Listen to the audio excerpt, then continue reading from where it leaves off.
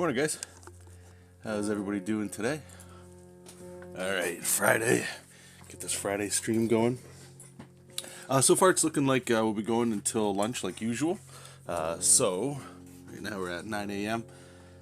So we're looking at 3 hours for now. So, get this party started. What we got to do today is 5 more... Sorry, I got this nasty cough today. 5 more of these pinups for Galaxies and Peril. So we're going to work on this one. I'd already started on some of these, you'll see. It's like these 3 guys summoning like this demon lord in the background, which would be pretty cool. Then we got this one, a little harder to see. It's like these 3, how'd you call them? Anti-hero, patriot superheroes, and they're having like an interview. So I have a lot of silhouetted people here. This one here, it's like this one actually reminds me of X-Men. I think it was like #1 that Jim Lee was on, where it's like it's a double-page spread of Magneto just destroying what's it called, the astronauts from space. But anyway, it's some chick and she's got like some psychic ability going on, and her ship's being ripped up over here, and then we're gonna have some fun space stuff going here.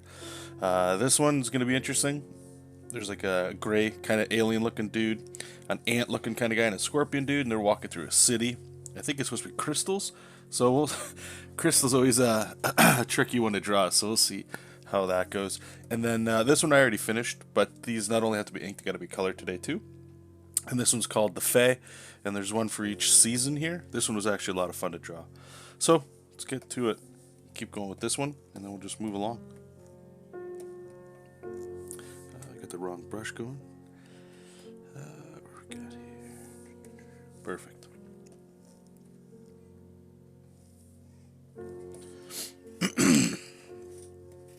So these guys also, actually, you know what I should do before we keep going here?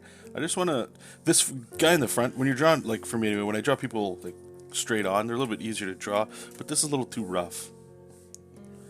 A little too rough. I don't, it's a little too scribbly. Like a lot of these, they're just sent like this is, what's it called? Approval. You know, once they get approved, then we can get in here and do some more artwork. But that's just a little too loosey-goosey. But like all the foundational stuff is there, like where these guys are supposed to be. So this guy here, each one, they gotta have like something going on with them. So this one's see no evil, but he's got like some, especially when we get into color, I'll be able to put in like some more gross color around his eyes, and one's gonna have it around their mouth, and I believe one has it around their hands. Yeah. Which one's hands would be better? Probably this guy. Got him all gnarled up. So then that means this guy's mouth. So I want to make sure I'm doing something gross at the mouth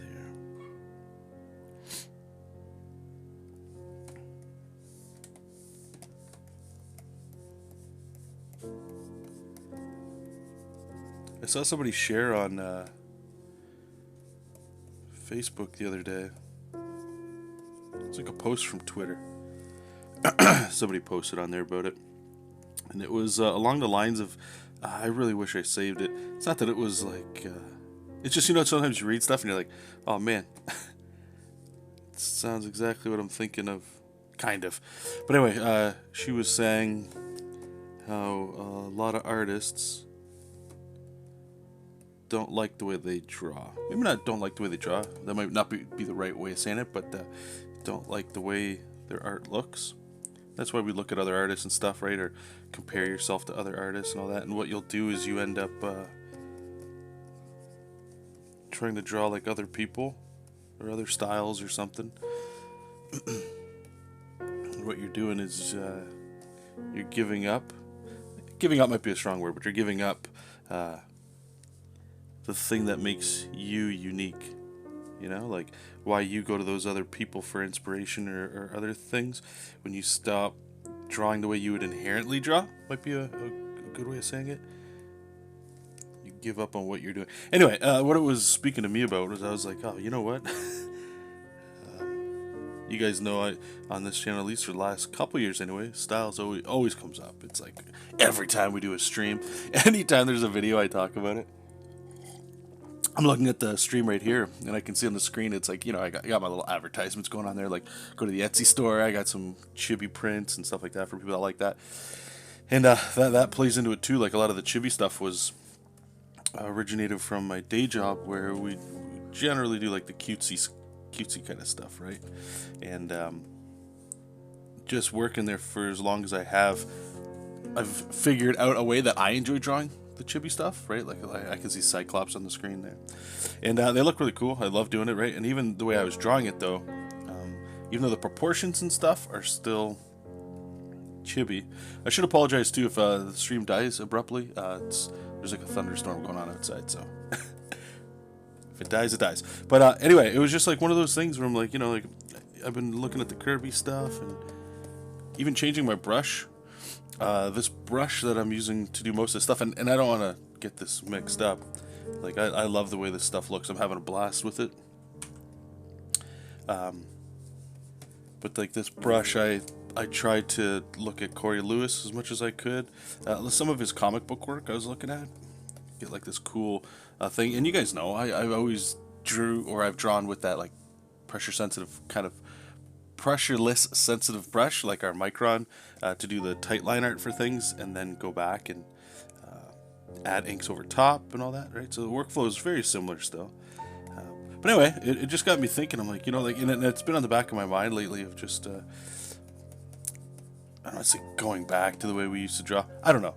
It's just, I feel like this, it always comes and goes, the direction. Like if I stick with one look for a while, I start to get stale, I suppose. It just starts to, and again, not that what I'm doing right now feels stale. Like there's drawings that I'm doing with this. I actually don't know. Let me take a look. I don't know if there's anything new lately. I think it's been a slow week for art. And the main reason I'm bringing it up is I always find it interesting to talk about style with people. Like the back and forth. I don't know, maybe it's just me. I don't know how many of you guys always go back and forth, or if your guys' problem is more of like a production thing. You're like, I just don't make enough art. That's a much different issue. Yeah, I don't think I had really anything like this week. Last week I know I did this one here. I can bring it up. It's just a pinup of a guy. This eye beast. Turn the color off so you can see it better. Right. And it's like that, same brush stuff. But I'm getting in here, just adding a little bit of fun shadow shapes and stuff. But it's been fun. And the part that I always get hesitant on, of always returning back to the old thing, because like I feel like I've talked about this before, like all these shapes and stuff, like especially in here, and then adding like this black weird shape around it, I'm not able to do with like the old way I would draw. I think I have a picture in here. Let me just bring this one up. Yeah. Let's turn this off and just bring up the inks. So here, like, I'm kind of adding it in, right? Like you can see on his bracelet, right? And then the inking and even the anatomy and just the style. This is like the older way of drawing. And I do miss this from time to time. This in particular is like a classic look, the big giant shoulders, the JESOP King kind of stuff, right? And I always enjoy this kind of thing. I guess it's just one of those back and forths, right? Like these are two very different styles. This one, it gives me so much, or this one I feel visually might look a little cooler. I don't know. But even adding this kind of stuff in here. So all this is to say, I guess it's like, I don't know, that thing that I had read from that lady just got my brain meat working. Going like, I know I've talked about making decisions about going in one way. And I think another thing too is one of the reasons that I'm even considering a bunch of this stuff here, I can't work with this pencil, is it's like, it depends on the project too. Like a lot of this sort of my old stuff there, or even that dude I was just showing you, the reason why I would even entertain going that way is, in my mind, it's like that's the comic book look. And since I'm not doing comics, like pages, right? Like I'm not knocking out pages like we used to. It's almost like, do you need to draw that way? And I don't know if that's like me convincing myself or what, because like I've done commissions and even this project here, like it's comic book themed, right? But there's only a few pages, but the rest is just artwork, like what I'm doing right now. I don't know, or maybe it's just like an excuse to be able to draw I'll say sloppy, because sloppy doesn't... I don't think slop... maybe sloppy. I don't know. Okay, so we got this guy over here. He's gonna have the funky mouth, and then this guy's got the funky hands, so I still wanted to have like a normal face. This guy's getting a little bit big. Let's see if we can full screen. So we have to bring this down a little bit. Let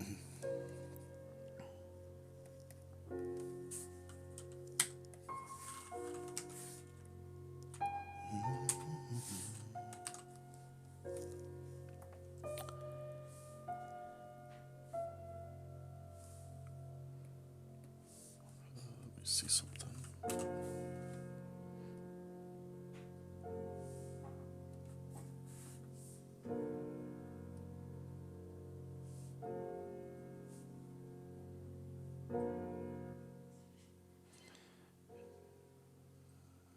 Yeah, I'm just going to lower the music. I can't hear it while I'm streaming, but I just checked the stream just to hear how loud the audio is. It sounds pretty loud.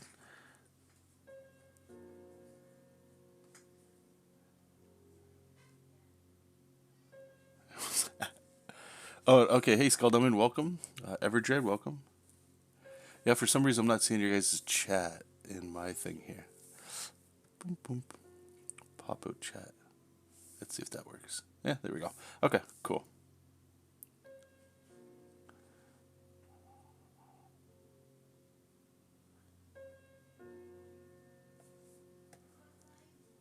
Okay, there we go. Okay, at least now I can see your guys' chat. Thanks. Thanks for those that were popping off in there. Anyway, okay, so let's get this going here. Maybe it's okay that this guy's a little bit on the taller side. Just want to clean this guy up a little bit here. Give him like a big fat nose. Then the other dude's got a fat nose here.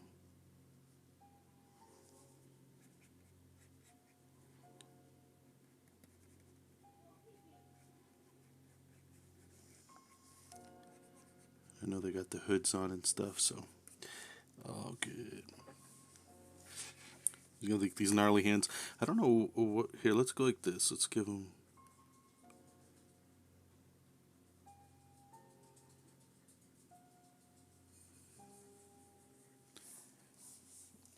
I want them to at least look like hands. You know? There we go. We go like that.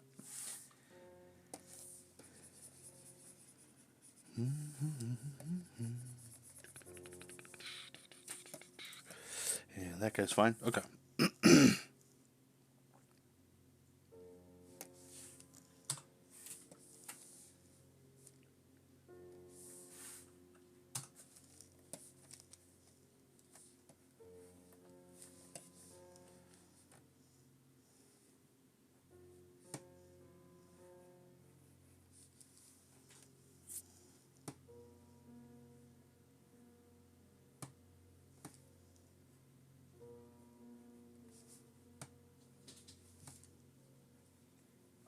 So we'll gnarl up under here a little bit. Maybe we can see some of these teeth. Just gross kind of stuff.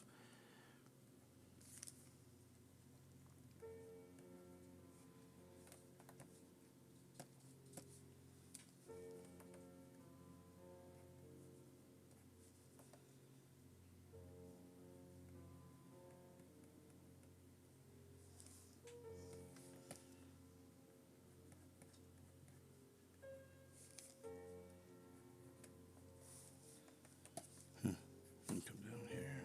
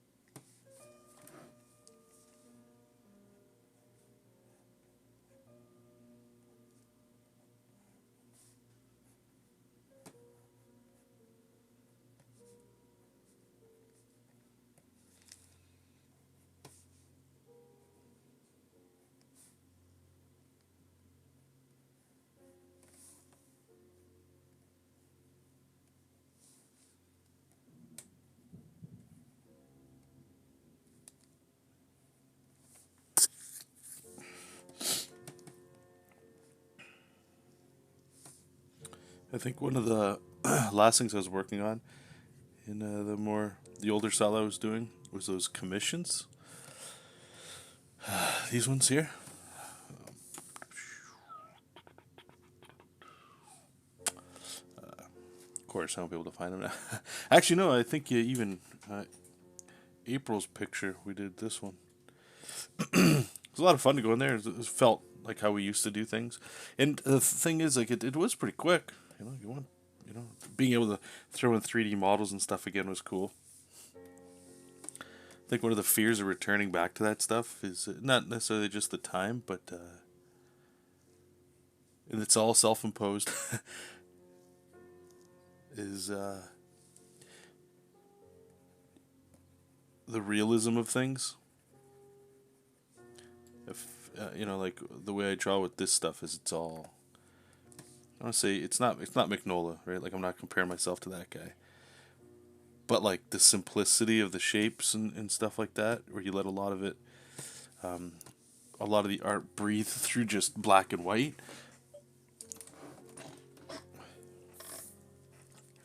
Lets me get away with some stuff, and like even like this little like robe thing on this guy in the middle here, like down on his chest. I don't know. I just feel like it's maybe it's not. Maybe it's I just I could try just going back and incorporating more of this stuff into the old way of drawing.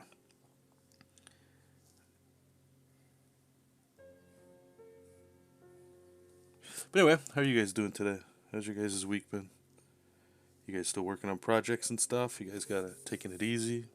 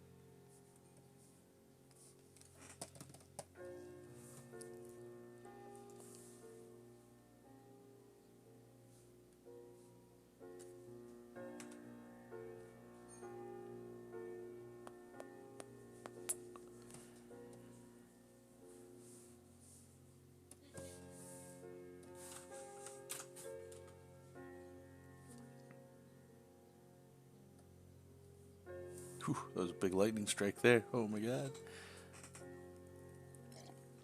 I just want this computer to fry. I always get. I don't know if it's even true anymore. I know it's like electrical, right? So it's like there's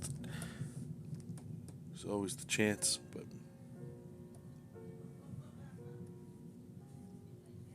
What's going on here?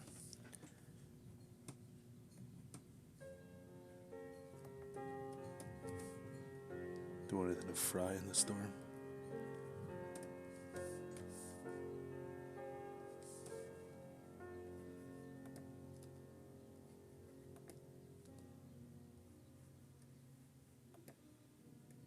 Yeah, so even when I work on this stuff, like in the back of my mind, I just want to, with the caveat again of, I do like how this looks, but I go back and forth sometimes thinking about like, okay, if I was drawing this how I used to draw, like in the JESOP style there, I don't know if I would be able to, I don't want to say get away. It makes it sound like I'm pulling something over myself here, but is like the freedom to just sort of throw in these shapes, and I don't know. The more I'm just like, I guess, vocalizing it out loud, it's like I think it's time to maybe. I can't with this because I've already committed with the design choice for this because this is for like a project for somebody, right? last thing you want to do is start changing your style up too much during a body of work. This one, I mean, Kyle's been amazing. He's the guy running the show for this. Uh, he's one of the most flexible people I've worked with, and maybe he shouldn't be, but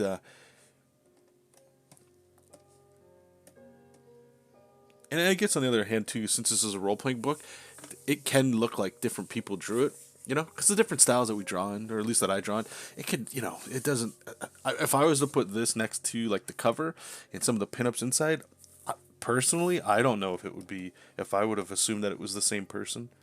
I would have just assumed like like a different person was tasked for each one of these things, yada yada. Um, but once this wraps up, I'm thinking anyway of maybe it's time to go back to the older stuff and just mess around with it a little bit. On Patreon, I made a post talking about trying that. So I think I might start going in that direction again, just to see. Again, one of the major reasons why I went this way is not only just the speed, and I love the energy I'm able to get out of it, but it 100% has to do with time for sure, like how long you spend drawing something. I'm not a fan of spending a lot of time on stuff these days. That's probably a bad thing. Actually, you know what I said? This guy's, yeah, let's give him a big nose. Let's do it. Because I was definitely brought up in that, like the cat that was teaching me a whole bunch of stuff about art back in the day. Um, and all the forums and the YouTube stuff I would watch for productivity and all that. Like, I was deep into that stuff, man. Like, how to min max your life kind of stuff. Because that's what professionals do. And I don't think I disagree with a good chunk of that, but why I'm even talking about that is it's like I feel like the old way of drawing was good for that stuff because of the discipline you take to sit down and to spend all that time at the board or whatever. Like we don't even use boards anymore, but at your computer to draw and things, right? And it was just like there's definitely a pride that came from that, like from that discipline of just coming and sitting down and getting the work done.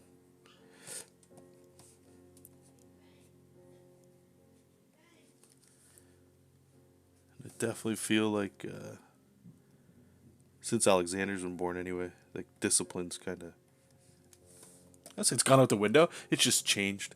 It's different, and maybe this is just like a relic of wanting to somehow get back to the old way of doing things, which I don't know. I don't think that's probably right.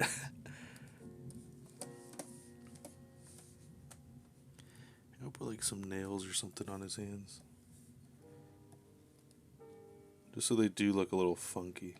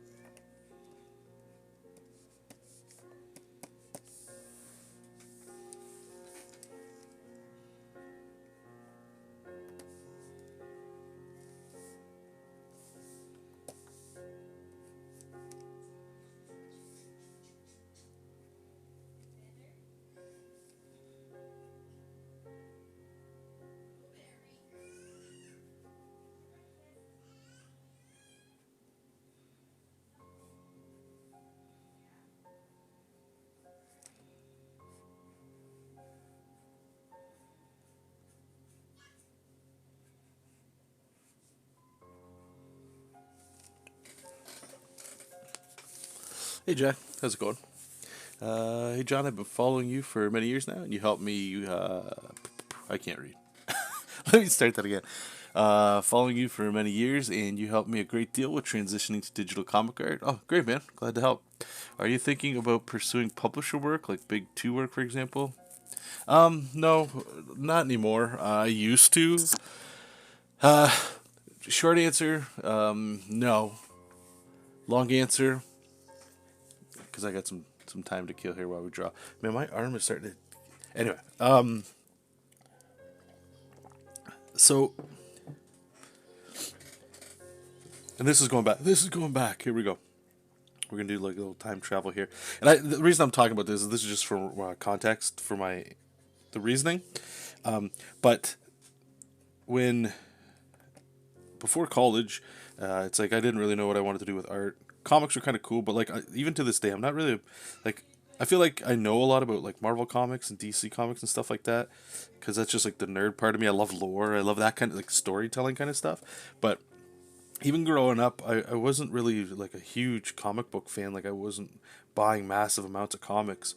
I think every now and then I get a couple, and then as I grew older, I'd go in and out of comics. But the thing is, the thing I love about comics is, yeah, the artwork is stellar, right? Like it's some of the coolest shit in the world, especially when you're a young kid growing up, or any time when you get into comics, the artwork is just so cool, and that means the art's doing its job, which is great. So it looks interesting, and then I would draw that stuff, but I would draw like from coloring books and stuff like that more so. Not really when I was in high school and all that, but I remember there's this one time in grade three, was it? No, it would have been grade 5 or 6, I think. I was on the school bus and there was a guy, and he was the guy that could draw, right? And I would see him draw, and he pulled out this comic, and I've gotten it since, but it was, I think Jay Lee drew it, and it was a X-Men one, and it was this scene where Archangel was like fighting somebody in the air, and it was really gritty. And he had like the metal wings, and he got it in somebody's stomach, and then the wings just went out, and you saw like this blood spray. But it was like this thunderclap in the background and stuff. It was really cool. But I remember him redrawing that stuff, right? And I just seeing somebody, and still remember he would draw with his pencil. I can't mimic it, but I just remember he didn't draw it holding like a traditional way you would draw a pencil. I don't know if it was he pointed it up and it was almost like the tip of the pencil was towards his body and he was drawing. I don't know, doesn't matter. But I remember him I'd see these drawings. And I'm like, holy shit, how is this guy drawing like this? And then I would see he was just redrawing from comics. But then I was like, even still, I couldn't do that. But this was cool, and it was that kind of thing where it was like, I think just drawing was the expression, like art, right? Like some people have forms of expressing themselves, and growing up, art was just cool and fun. And as I grew older, like drawing never really stopped, but I used to just draw mostly, I would say, like video game related stuff, like Capcom in particular, uh, Breath of Fire, these kinds of games, Street Fighter, 100%. And hey, Nimrod, welcome, man. And like that's the stuff that got me into drawing, cartoons and video games. Video games more so than anything. Then, as I kept getting older, comics was always one of those things where it sounds like it's a lot of fun. You can get paid drawing cool shit, and so it was interesting to me, but I never really pursued it like hardcore until one day I was working at a gas station, and a Marvel artist came in and he saw me drawing in a sketchbook, and he asked, like, oh, this is cool. What do you draw? And I mean, in hindsight, it was night and day. Like I was not ready, but in my mind, like a lot of younger people, not saying that you are, Jack, but a lot of younger people, I don't want to say the world necessarily revolves around you, but indestructible kind of thing. Like you're, in this case, we're all ready to like work at Marvel and DC. You have no clue, right? Like actually what that means. Just that you're the person in your social circle that can draw well, so your worldview is so much smaller, blah, blah, blah. I wonder what it's like now with people, like kids growing up with the internet. Like just being able to go on ArtStation and stuff and just seeing like the real smack in the face of what's out there. But anyway, so all that was going on. He showed me how to really change how I was drawing, and my whole anime influence went away, and it started going in his direction, which was good and bad. I mean, I feel like anime is definitely something I'd like to get back into, more like Capcom anime. But anyway, so all that was happening, and once I made that switch when he was showing me things, it became real. I was like, okay, I've gone to conventions and tried to shop around a portfolio before, but this was real, and I could see what he was doing. He was working on Marvel, right? So like he would get a check that would come in. He would be. I'd drive with him to FedEx to like mail off comic pages to get sent to the inkers and stuff like that. And interestingly enough, we never really talked about like who's cooler, Wolverine or freaking Captain America. Like it was never that kind of talk. It was always like just real stuff, like investing money or the business side of things, editors and all that. And it was a reality check. But what it did, I think, was it took away the fun from art for me. And I appreciate him for bringing it up because it was real talk. It's the illusion versus reality, right? Like the reality is, yeah, you are sitting down to draw really cool superheroes, but the reality also is that like it's a job, and that like the things you don't like about going to a day job, you have to do every day to do the thing you love anyway. So it was like this weird catch-22. But I was still a teenager at the time, so I was still playing Magic the Gathering and things. But all that to say is the mentality got better of like, okay, I need to be more disciplined to draw, and that never went away. And then as I kept getting older, the goal was to work for Marvel DC, but I was working day jobs all the time. So just sitting down to just do the work of portfolios was never in my head because I was always like somebody would offer me some work, like here, do some comic pages or a pinup. And even to this day I still take that stuff. That's why I don't really do my own thing as much as I probably could if I stopped taking those jobs. And there's just something about I don't want to say something about making money, but something about getting money to fuel the other things in my life that I enjoy that aren't drawing. So anyway, all that, fast forward to now, and now that I got a little guy and a family started, time is like just gone. Plus I've got the day job, and it's like the stuff I'm doing right now is time away from them. But the only way I would go work for Marvel or DC is if I lost my job. Like I would try, that would be like a resume thing, like as if I was shopping around town to drop off resumes at factories and stuff. I would do the same thing to Marvel and DC because I wouldn't stop drawing, but I would continue to send stuff because you never know. But my dream job, no, isn't drawing for them. It used to be at one point. It was, but even still, like there's a lot, and I don't read a lot of comics anymore. But a lot of comics that are out there, especially from Marvel and DC, like I just don't find interesting at all. Like I do not want to draw some of the stuff that they're doing now. But again, this is coming from somebody that hasn't been a massive comic book reader and stuff in the past. So maybe what I'm talking about doesn't really relate anymore. I don't know. Maybe the stuff that they're doing is good. I'm sure there's always good stuff in there, but and I don't want to get political on here, but like a lot of the cancel culture kind of stuff a lot of people talk about, like I see it. Like I don't. Twitter's awful for this stuff, but I usually just go on Twitter to post art and then I get out because it's so brutal on there. I don't want to see things that are going to get me hot. But like, anyway, saying all that, I'm seeing some things that are just like, yeah, and a lot of the cool artists that I used to dig, like I just don't, they're not around. For me anyway, like there's really good artists, of course, they'll never not be. But yeah, it's not the same for me anymore. Like when I was growing up, even Image, I wasn't really into Image that much. I read Spawn, but that's when Capullo was on it. I'm not really a big Todd McFarlane fan. I like his ideas and him as a business guy, but his artwork, it's not for me. But Spawn is still cool as hell, right? And I would read that stuff, and like that stuff was really cool. But like for me, I don't see that stuff anymore, and a big reason is probably because I don't go to the comic book stores to read this stuff anymore. The indie scene seems way more cooler these days. So I guess to add the last point to your question, if I were to lose my job, I would try to get employed as fast as I could anywhere I could. So that means searching around town, whatever. Also sending artwork to companies because why not? That's an email and you could get something from there. Post on social media that hey, I'm doing work. The other thing that I would push heavily towards, and I was starting this before I got my job back last year when the virus took everything out, but was starting to get into crowdfunding for comics. I think if you're able to crowdfund your own comics, that's a better avenue. And if he can make a living off it, that's the that's the tits, right? But like that's the for me that would be the pinnacle, doing my own thing. And I could. I take this kind of work, and that's not a slap to what the work I'm working on. It's just I take this over doing my own stuff because in a lot of ways the heavy work's already been done. You know, Kyle's already done everything. I just need to draw the pretty pictures. So I guess there's a little bit of laziness to that. Sort of occult style, yeah. Dark god in the background, yeah. Magicians in front, all dressed in culty stuff, some sort of emphasize the mouth, yeah. Okay, so it doesn't say. I was just checking to see what's supposed to be on this table. I think I just put like, I know I'm gonna have fire, but maybe we'll put like some bones and stuff. Here, we'll do this. There you go. We'll probably put a bone like that in there, but, or maybe just the idea of bones. You know, like if you put a skull in here somewhere, that'll read that it's human bone. But what about you guys? What are you guys doing? Like Jack, what are your guys' ambitions and stuff? Anybody in here still trying to get work with the big guys?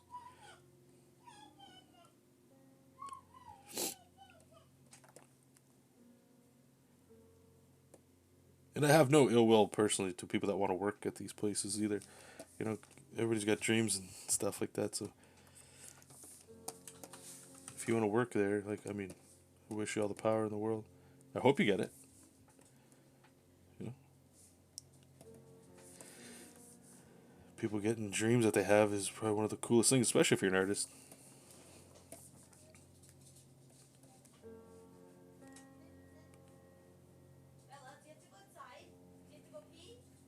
Get some layering. I know when I get in here with the inking brush, I can slap in some thicker blacks and stuff like that. Let me just duplicate this.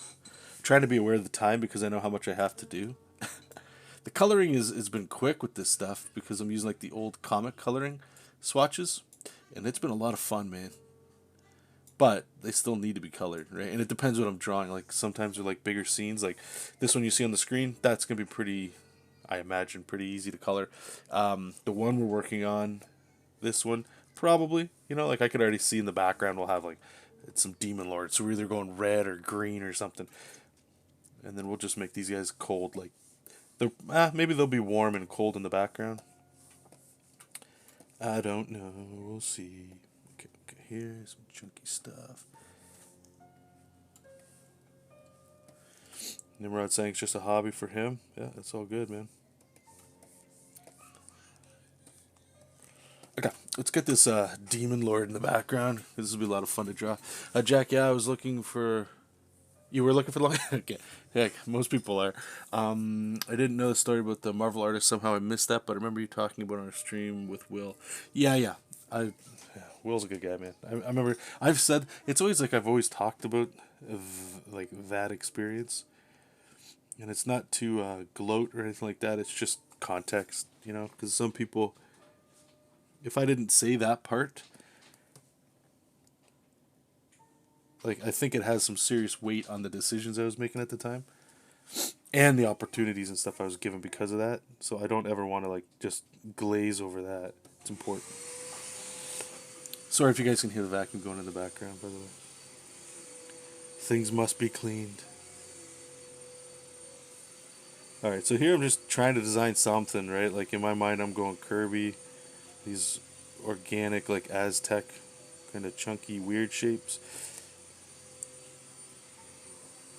Get some sharp stuff in here because he's a bad guy. We're going to be doing a lot of heavy black areas here too. This weird eye. So this is what I'm saying, man. Like if I could get more of this. Do you see how... Okay, I'm going to say how sloppy this looks. But if you see how, like, you know, it's not tight artwork, at least to me. It allows me to do this kind of wacky stuff that scares me. It prevents me from adding this to like the old way we used to draw. That's just me. Insecurities as an artist. Good stuff, huh? Alright, we'll go here. And what I want to do here is you see there's all this black. I don't want to have his mouth open like this, and then that just gets lost. So what we'll do is I'm just going to sort of curve his... I was kind of doing it in the sketch. I'm going to curve it in this way, and then I'll let this side do all the heavy lifting. Right, see, so it still reads that that's there.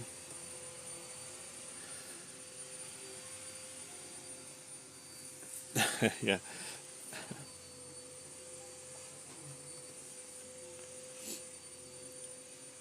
I don't want to add too much detail back here because this guy's going to have a whole bunch of the Kirby dots and stuff. The way that this was worded to me is it sounds like this guy's here, but it's like, I don't even know if he's being summoned or if he's actually at this location, this demon thing, or to me, I'm just trying to like make it look, maybe not look, but that he's part of the fire.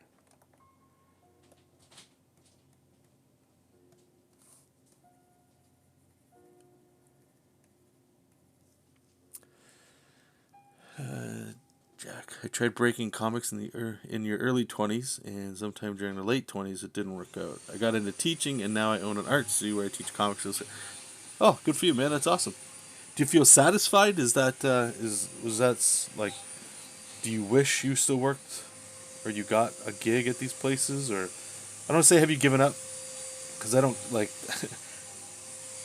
When I say given up, that's like that means something and it carries different weight for depending on your age and where you are in life. But has that sort of like goal kind of left your radar for the most part? Like if it happens, it's awesome. But like I can't decide if it's worth it financially with the industry being a mess and page rates being and that's okay. That's the other thing too. See, and I'm glad you brought it up. This sounds more of like an adult conversation. And again, that's why I think crowdfunding is the way to go. You know, it sucks not being able to draw Captain America, punching something. You could draw your own Captain America, but it's not the same, right? Draw a Fantastic Four, that would be my thing, man. That would be... But, yeah, I don't know. I just feel like, to your point, and it's a grind too, right? Like, and that's fine. I'm not shitting on any of this. I if people want to do this, God bless. Do your thing.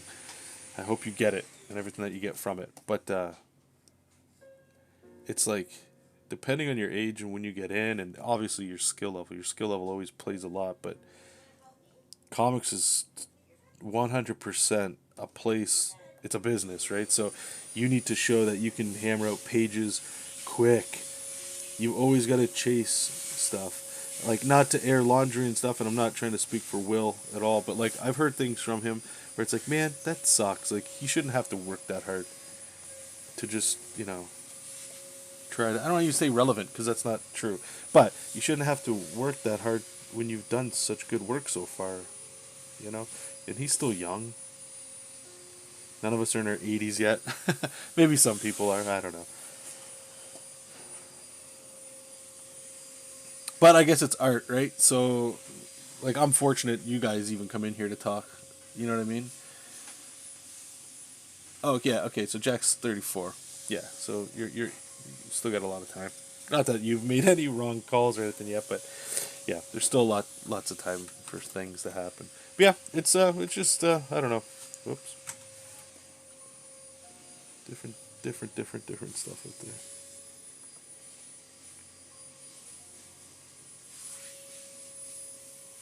I think part of, and let me know if anybody else thinks this too. You in particular, Jack, because you're sort of spearheading this conversation in a way. But it's like I feel like the pursuit for wanting to work at those companies came from a time when the internet was still young, and when you found out you could work drawing comics, there weren't as many options, so that idea has still stayed with you. I know it has for me, and I mean, I haven't even really tried as hard as I could. I tried. I've gone places, and you know what I mean, but I haven't really, like, you hear the Jim Lee stuff and all that, where there's like, you just sit down day after day, week after week, while you're in college or high school or whatever the hell, and you're just sitting at the kitchen table grinding out pages and sending them that are just specifically, like, let's say X-Men pages, and then old ladies eating coffee cake, that kind of stuff, and just pages of that. like you're working at just building a volume of work. Nowadays, it just seems like there's so many more opportunities. Like I don't need to waste my time doing any of that. I could just make all that stuff into a comic myself and try to sell it on Kickstarter or something, right?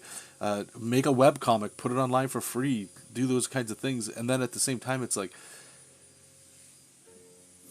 I don't know. I remember just having a thought. Sorry, I gotta I gotta draw this, but I'm recalling in my head here. I just remember definitely thinking, why is Marvel the place that I was always interested in? And I mean, I never really read what's it called, DC, and that's whatever, that's something else. But it's like, okay, cool. So this Marvel artist that helped me out, it's great. I could see, I've gone to conventions before him, trying to, here's the booth, here's the box where you drop stuff off, and come back at like 6 o'clock before the show's done, and tomorrow you'll have an interview if your name's on that list. And so it's like there's the workflow and all that cool stuff, and doing all those things, and there's nothing wrong with that. But it's why nowadays, why would I still care as much? Is it just like the page rates? It can be good, especially if you're digital and you ink yourself, right? Like what I'm doing right now, and it could be, maybe it's changed a little bit, but I remember I talked to Will, and that's where I'm getting my information for this. Was I would be getting the page rate of an inker and a penciler, which is insane to me because I skipped the pencil stage in my mind, right? So it's like this weird thing, but I do vividly remember that now that Marvel's not the only way that you can make comics, why is it that I want to, why do I care so much about trying to work for just them? Why is that the goal? Because and this is personal, right? Like like I've already said, I like a lot of the characters and stuff. The ideas are insane, but I'm not passionate about Marvel Comics. It's really cool, right? So it just made me think. And then a good friend of mine, Donald, maybe not good friend, maybe that's maybe putting him a little too high. I think he's a great guy. I think he's awesome. He's given me a whole bunch of information and stuff when he didn't have to. He's been a very helpful gentleman, which is great. But I don't talk to him on a daily basis. Watch why I say I don't whatever. I still think he's a cool guy. But he's part of and I brought in that group up before, the Comicsgate guys and stuff, and pending some sour apples that are in a group, like in any group, they're showing me that it's we've all got ideas. They might not be Captain America or Galactus level ideas, right? But they don't need to be. There is a whole way out there where you can. And I would argue maybe get for me, and I don't know because I'm not in the, I haven't drawn Spider-Man, so if I drew Spider-Man, maybe most likely what I'm about to say would change. But it's I feel like I would get more out of making my own thing than drawing Spider-Man. And saying that doesn't make a whole lot of sense because going that celebrity, I would say, that you kind of get. I've gone to shows where I've done you guys, most of you probably don't even know a lot of the books I've done. Right, which is fine because they were indie books. But in saying that, there were, I remember there's people, a small pocket of cats that would read it. My biggest stuff would have been through Comics Tribe. They're great people too, by the way. This isn't a slight to them. The fact that I was able to share a booth with them and all that cool stuff was great. But going there and people that read the Standard, I think a lot of people probably, if you guys are here, it's probably from that. Because that's when I was doing a lot of the digital stuff.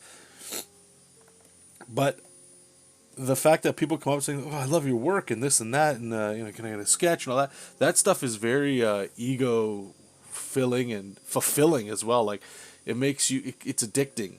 You want to take all that energy and that praise and that awesome sauce and go back to your little corner of the world and just keep drawing and all that stuff, right? So I can't even imagine what it would be like when you're drawing a massive title like Spider-Man or something. It's probably very, very, oh Jesus, here we go. So all that kind of stuff. But anyway, I'm really liking the way this fire is turning out, by the way. This is looking pretty slick. If I turn, let me just turn this off so you guys can kind of see what I'm looking at here. Because oh god, we haven't even gotten into a little bit of Kirby dots in here, but I'm adding like, and then this one in particular. I think one of these. What was it? The Fae. Yeah, there's a little bit of shadow, but not a whole bunch. This one there might be. This one there might be. We'll see. I don't want to go this like. Sometimes I think this is appropriate, but going this stark black and white, it's going in a different direction than I think I want to go. It's fun. Being able to play with black and white is fun, but anyway, let's get our sketch back. Anyway, I don't even know where I was going with all that. I guess just to sum it up before I catch up with what you guys are saying there. At the end of the day, I think it's just for me the passion of following or trying to get at any of these companies outside of a paycheck. My interest is almost nil. I would much rather just make my own stuff. Personally. Chris, welcome, buddy. You're 50? 50, eh? I love it. I'm going to be, what is it, 2021? So I'll be 39 this year, right? Yeah. I'm almost 40 myself. 40. What the hell? When did that happen, huh? And Chris is saying he's just going to self-publish his own book, do something creator-owned. That's where it's at. I believe that's true, too. Also, like, I think Jack was one that was saying it. Yeah, like, the industry always sounds like it's... And this just might be Twitter. Everything's doomsday on Twitter, but it just sounds so, like, chaotic and just, like, nuts. Where it's, like, creator-owned. The risk is what? You get to make your own thing, and if nobody buys it, you still made it. You can still print it. You can still... You know what I mean? Like, you can... You just don't get that big... I would say probably, like, that big... awareness push that you would get like drawing at Marvel and stuff, right? Like if you drew the Incredible Hulk, you're going to go to conventions that Marvel's going to promote and you're going to reach a whole new audience that probably doesn't even know who you are yet. Or that might not be true. If you're working on the Hulk, you got to have a little bit of clout so people probably know who you are. So it does have that. Does have that going for it too. Nimrod, John, we need more. I know, more tablets.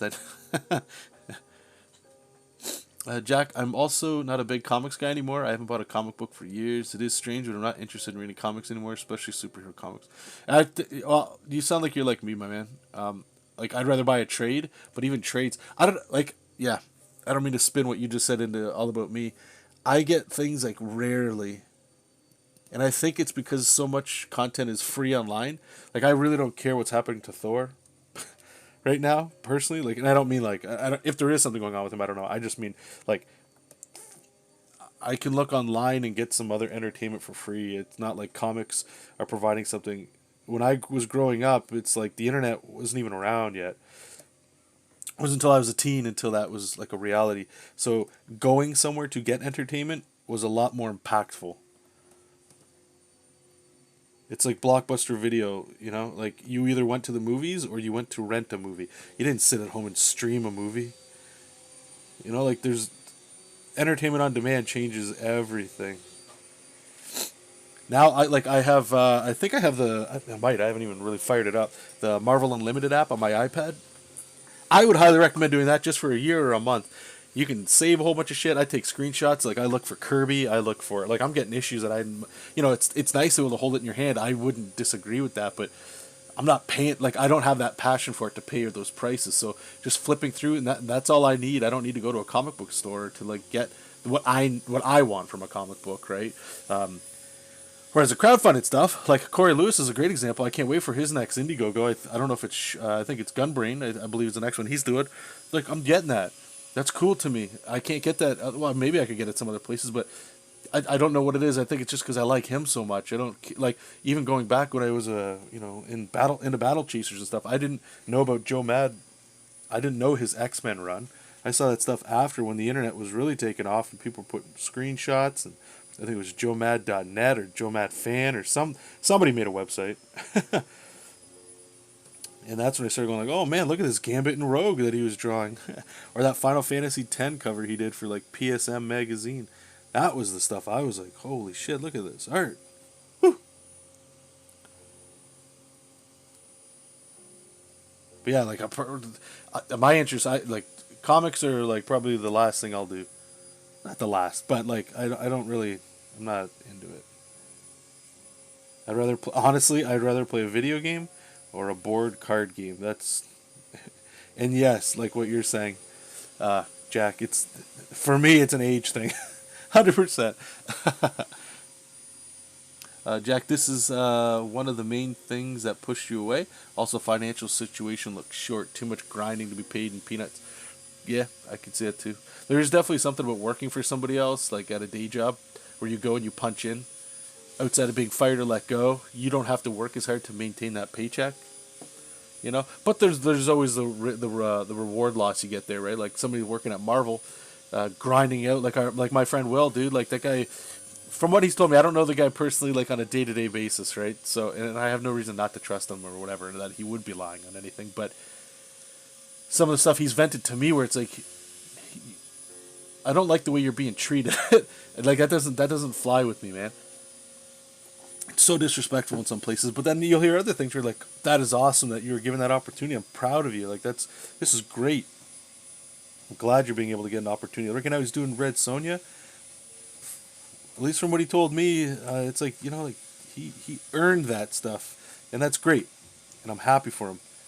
Some of us were just not built or want to, I would say, work that hard to like get a paycheck. I guess. Yeah, whatever. I don't know what the hell I'm saying anymore. I'm speaking for people that aren't even here. Drew, welcome, man. Hey, thank you. I appreciate that.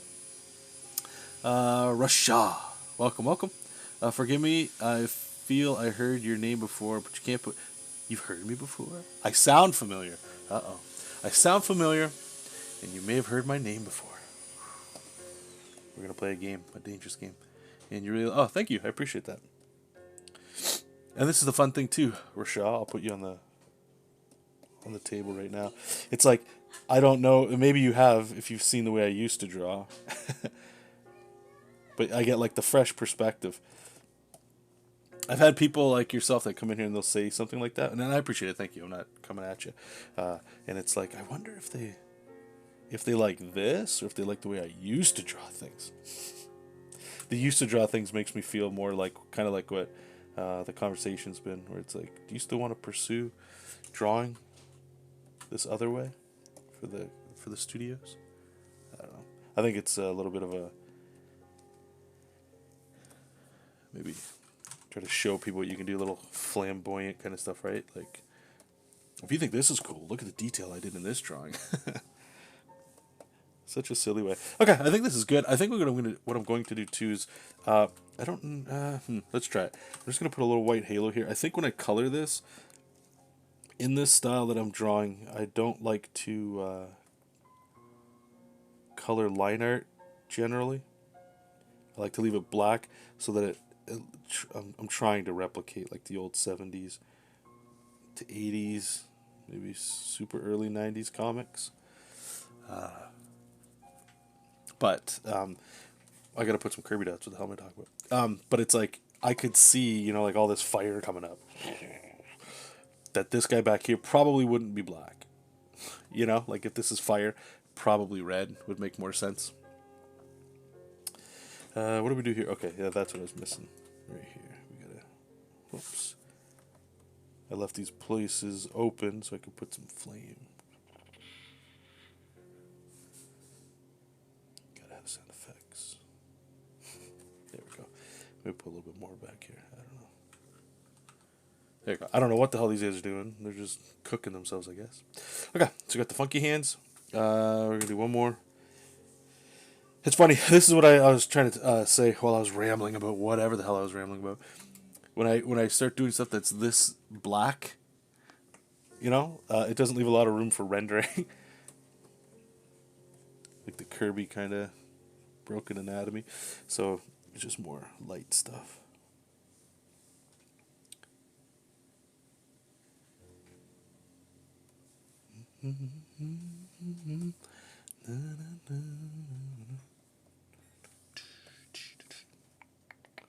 But yeah, thanks for that question, Jack.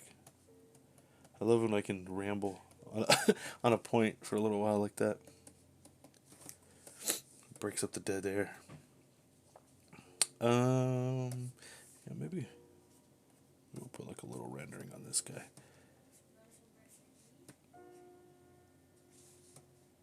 I can't wait to see this book printed, man. Like, remember I was telling you guys, I don't know, maybe if some of you guys remember, but I found a way, and it's not like I made it up. I found tools that people put together to be able to play Dungeons and Dragons by yourself.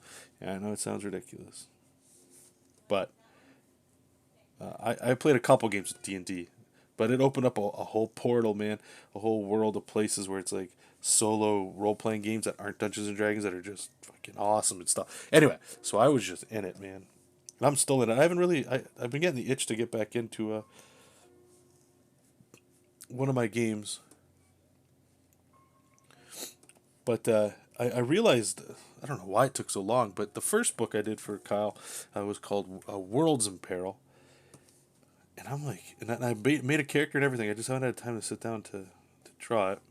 Too busy playing Warzone or drawing or playing a board game. But anyway, I think it'd be awesome to just try this out.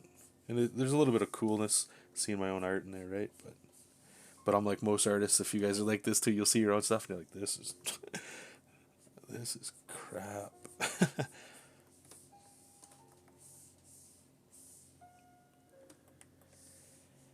But anyway, once this book gets printed, I'll have to buy myself a copy, and so I could see it. But at the same time, I want to see how this actually plays, man. I want to play this. Okay, let's get some quick Kirby dots and move on. I'm spending way too much time on here. So I like a lot of this. What was that sound I made? It was like a slurping up spit. Gross. Okay, I like all this like fire effect. It looks retro. Looks kind of cool. I don't want to go too nuts with the Kirby dots here. We just want to kind of move some shapes around. See how I'm cutting in there now? It made it look like this white gets tight in there and then comes out. That's what I want. I want to get rid of any of these like dead zones. And the thing is, this is something I learned, or Will and I learned. I bring Will up all the time when I talk about this, where it's like if you know something's gonna get colored, if you know the style of the coloring that's gonna get put on your artwork, you don't have to go nuts with the detail. The more detailed you are, in my opinion, it's like you need a color such just as like flats, almost. That's why I love like the old retro coloring so much. You know, like don't get me wrong, I love some of this modern coloring these days, like the mood and all that stuff you can get. It's just, it's crazy stuff. But the more I look at older comics, and again, I don't look at a whole bunch. I just look at whatever's on the app from time to time, or I'll just flip open some of these old comics that I have, like trades. And I don't know, man, like I don't know if it's just the simplicity of it's not even the artwork, but the coloring and stuff. Like it's just so much clearer. Like it actually doesn't look like it's based in reality. Like I was reading some old Kirby, and I mean Kirby stuff is old, right? So I know the colorings are looked like that, not his image stuff, but I'm looking at stuff and I'm like, okay, so Captain America's blue here. He's got his red, and it looks like I'm reading it. I'm able to follow along, no problem.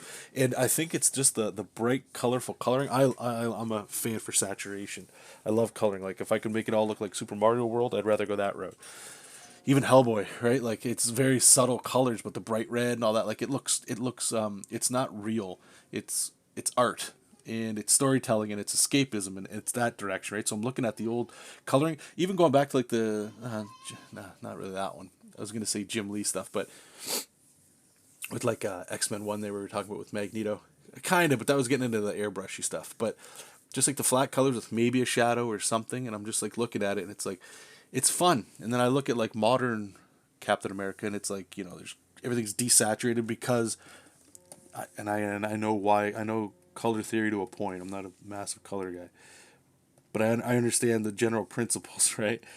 If everything's saturated, nothing's saturated. So you got to play around to move the eye and all that cool stuff. And I don't disagree with it. It just makes it feel more real and cinematic. But I don't want that, man. Like sometimes I want it, but in general, it's like I'm looking at these old comics and I'm like, man, look at this. Look at Daredevil, just fucking red. He's red and he's fighting some guys in like an alleyway, and the alleyway is green because it's a complementary color, but it's like it's weird looking. The buildings are all like purples and weird teal colors and stuff, but it just looks more fun. and I can read it. I can move my eye quick across it. To me, that's a comic book, and I maybe that's most likely why I'm gravitating towards this shit. Like, let me pull open some stuff, and I'm not saying I'm nailing this at all. I'm just examples, right? What would be a fun colored one, I guess?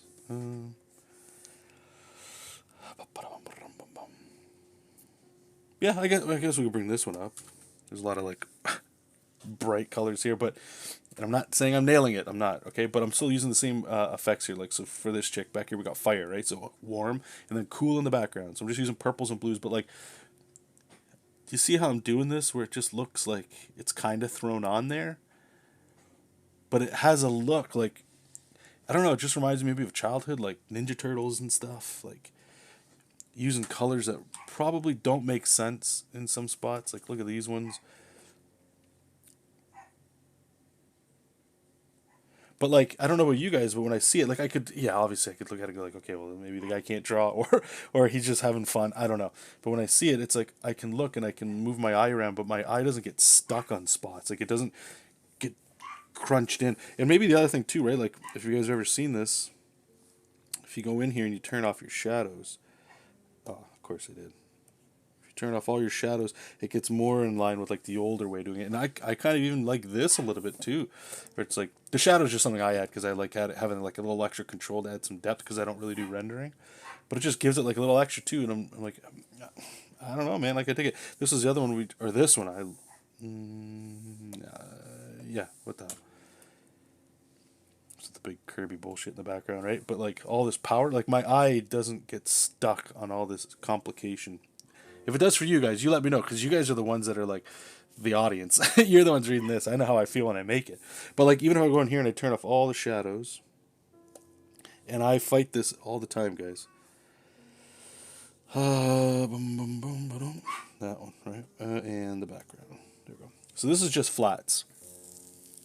It still reads. It reads well in my mind.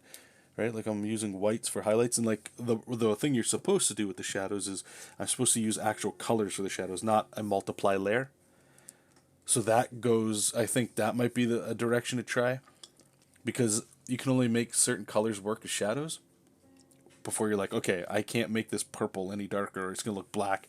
So that area just doesn't have shadows. That's why you'll see sometimes, like, on some comics, there's one I wish I could bring. I had it. I could just show you guys, but it was like Wolverine jumping out of a building with, I think, Jubilee or Psylocke, somebody.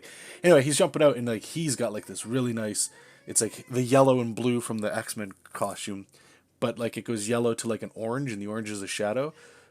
But Jubilee or who was on him, Psylocke, whatever, had none of that because there's no colors it could go to for it to make sense. But Wolverine had it, and it just looked cool. I don't know. Jack. Well, I got the itch since I'm still here talking about it. Yeah, and actually missing it. So there is that. We will see what the future brings. Let's see how long before conventions return. Yeah, I don't even know, man. I don't even know. Chris, do you still ink on a monochrome layer? No, I do not. Not on this one. This one, this brush I have also, and we'll do a little plug here. If you guys want any of these brushes that I'm using, the ones that I do in this new style, I called them Ryu Kirby, for my two inspirations: Ryu from Capcom, and then Kirby for obviously. So there's just two brushes. This first one, you can see if you zoom, it looks monochrome. Yeah, I think it might actually be, but like, you know what it is? It's not monochrome. The anti-aliasing is off. So you see how it looks like, ew, it looks like old video game. But there's still some little aliasing that's going to pick up here and there. But why I like this one is it gives it texture, right? In monochrome, yeah, I feel like you can get more texture. But it's pretty pressure senseless. Is that the right way? I wonder how it would look actually with some aliasing on. Yeah, it's not bad. But anyway, I just use that. Very light sensitivity on there. And then Ryu Kirby inks, it's the same texture, but the brush is like this. See how fat I can get like that, but like you can get like this weird cool. But this is for like, like you want to do like some Kirby kind of stuff, or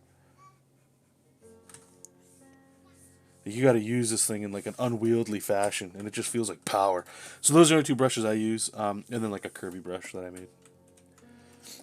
Yeah, okay, so this one's done. We really need to move this shit on. Okay, I'm going to make a new layer here to get it set up. We're going to call it color. And we're going to merge all these layers together. Get rid of all the white. And this one's done. I'm going to put it next to this one. Okay, this one's already prepped. Beautiful. Okay, so these two are done. Let's get into the next one here. Now these ones, I hope, will go quicker than the other one. This one had a lot of effects work. So if we play our cards right, I think it would be. So I started doing this one, but I didn't like the way any of this was looking. So let's see how it goes. And actually, I wonder how this. Okay, so this isn't a normal layer. This is monochrome.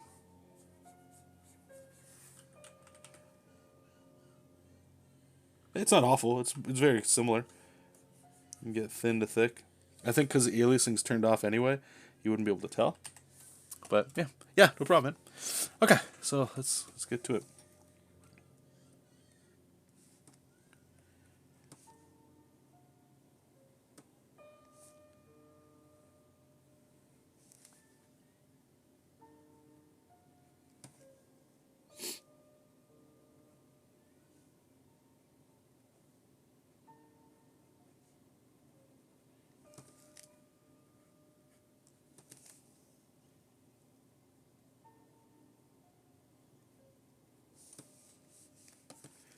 I don't know where his eyes are going to be looking just yet, so we'll worry about that in a second. Okay. This is what happens when you don't put a jaw in there.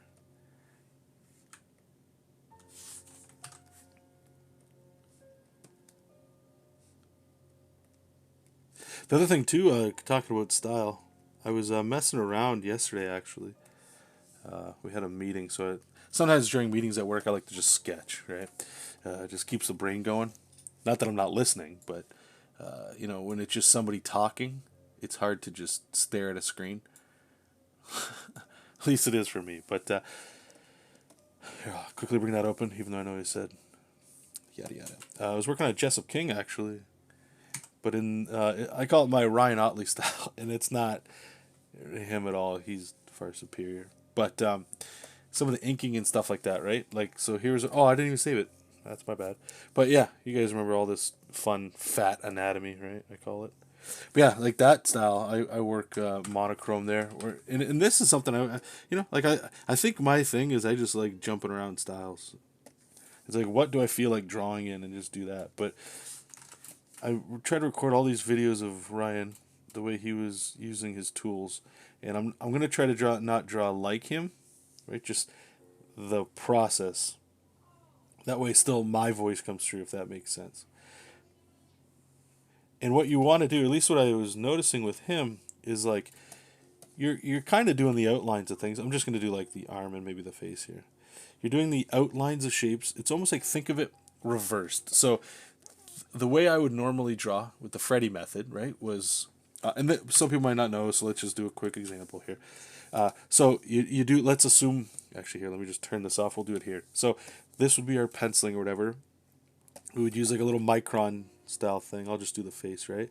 And what we're trying to do is just the tight line art. Right, so put in an ear, yada, yada, yada. And imagine this is, great stuff. And the thing that I don't want to say you can get in trouble with, but I actually enjoy, is I feel like my detail work, maybe not the detail, but like the what am I trying to say here? My micron work, I guess, gets a little better, and this is what I would call your tight line art here. All right, so go in there and you're kind of putting in your details, right? The only thing that's devoid in this step is your pressure sensitive anything. So you grab your wand, make a selection around all that, and you make a contour layer. I like the nice thick contour layer. Then make a new layer above that, and we grab our inking. And then you just put all your line weights. I still love working in this, and this is why I was even talking about in the beginning. There's part of me that always wants to go back to this, because this is like at this point, I've used this method so long, did so many projects with it. I'm still doing like commissions and stuff in this way, because it's so efficient. I just feel like the I call it the Kirby stuff. Whatever we're doing right now, that look, I feel like I get more design space to play in, but that's just, that's on me. If I could figure a way to marry them, then I'd probably be fine. But even like this face, right? Like Jessop's face in this one, like I'm getting a little style on this side to bring it in here, whatever. Like maybe that should probably be over there like that. But the restriction I feel with this is that I can't do certain emotions or whatever. Like because of the way I'm drawing it, I have to make it look a certain way. Like I'm trying to make you believe this is a little bit more on the realism side, right? So there's this, and then the what I'm calling this Ryan or the Otley method. At least the way I was able to get from it was where's it? There's the felt tip. Yeah, it's so you saw me just work from minimal detail to maximum detail. So like micron to an outline to shadow and rendering, right? Where this one is more like you're doing your outline. I'll just sort of do his face here, and you don't do everything. It's tricky. This brush feels a little on the fatter side here, but you're just kind of doing piecemeal, right? And then let's get the mustache in here. And I know it's going to look different, but that's fine. Go a little quicker with this one. So I'm just trying to get in like this stuff. And then what you would do is you would go over, and again, big to small, and you can flip-flop between the two. Whoops. But, let me just fill this in with black real quick. Then you would start worrying about, like, your shadows and all that. So, like, where's his shadows here? Okay, so get some of the neck in there. And what this does is, what I like about it, and again, this is my problem. This is, like, I like taking all these little things from people that I'm seeing them do that I'm able to interpret and go like, man, I could just mesh all this stuff into one thing. I think I'd be fine, but that's not true. I think I'm just a sucker for process. I just like watching how people make stuff and then seeing if I could replicate it, which sucks because it means like my artistic voice just starts becoming like what I see people doing. You know what I mean? Let's just say that, for example, that this is the shadowing that you're adding. So now that I know where all my shadows are, now I can kind of come in here. One sec. Now I can't stop. I keep adding on here. But now that you got all that action, you can make another layer and grab your micron, like how I started the last one, right? How we started this one. But now that all the heavy lifting's been done, right? Like I know where it is, I just got to tighten it up. So you can kind of come in here, like, now I could add some of these more thin detail lines. I still get all this stuff. Fix some of these eyes, and again, I was going super quick, but I hope you can imagine where you could just clean this stuff up, or if you're going a little slower, like I want to bring in his lines there, maybe get some more ear lines. I'm not gonna mess with the hair because that's gonna take too long, but then you could start bringing in this kind of stuff where now I'm worrying about form, right? Like I'm trying to, okay, so this is a round shoulder. We've got some pecs coming up, right? Like where do these muscles connect? This kind of stuff, right? And I really like working this way too. It's fun. I did a little bit in Galaxies and Galaxies and Peril with this too. Maybe what we would do is grab like a Micron 6 or something. And maybe I just want to do like this weird tooth sort of rendering. I'm just scribbling it in, right? But this just gives you that little gradient, like now it's going from white to black to gray. But yeah, so you see what I'm saying? Like, there's so much range, and they all yield a slightly similar but different look. Oh, thanks, Nimrod. Right? So it goes back and forth, man. It's just whatever. And then now I'm doing like this stuff, right? So you see what I'm saying? Where it's like I get stuck in my head. I love different things about different ones, and I always try to just go, okay, well, this is the thing I'm doing, and it never stays that way. Just doesn't happen. And then I get stuck with something too. You guys want to hear some BS? So at work right now, we're working on. And it's been actually pretty exciting. We're working on a Normally, if you guys have been here while I talk about like stuff I do at work, what I lightly talk about at work, because I can't talk about everything. But we generally work on, I would say, casual sides of games.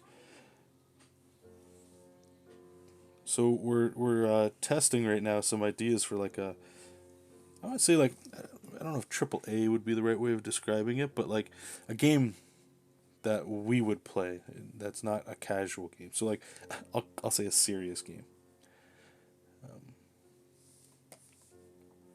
And I'm excited because I'm allowed to draw in like my like this kind of comic style. But the problem that I'm having now, and right now I'm doing super loose concepts, and there's a reason why I'm not doing character design just yet, because I don't know what style that I just showed you to pick.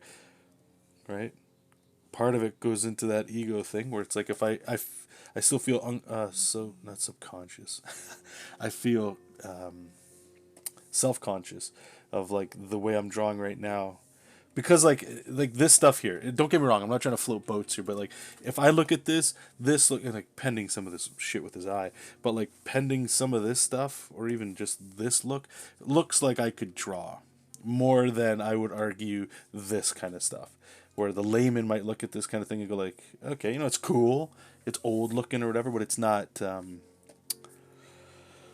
he still needs to work on some stuff. One sec here. Okay, just 1 second, guys. Have a top of the coffee, and I'll get back to that.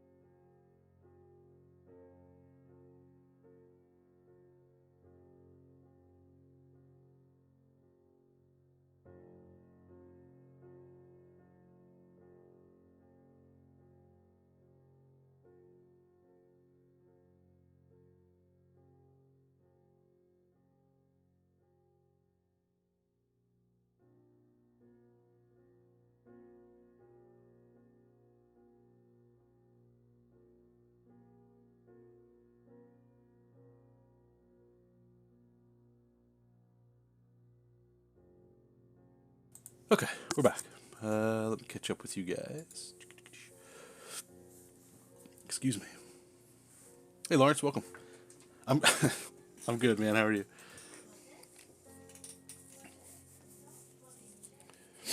So let me throw out the. I'm sure I've asked this a bunch of times, but I always like re-asking it because I do. And I don't even know if anybody's going to answer this, but I guess it depends where you currently are in your artistic journey. But how do you feel about your style? Is it something you change all the time? Do you ever look at it and go like, not? I'm not talking about like you can't draw. Most of us can't draw because we'll always get better at drawing. But like, do you ever? What's the question I'm asking? Do you ever look at your stuff and go, I'm trying to be somebody else, or this isn't like my art, and you start looking at other things, or do you just feel happy where you're at and everything's good?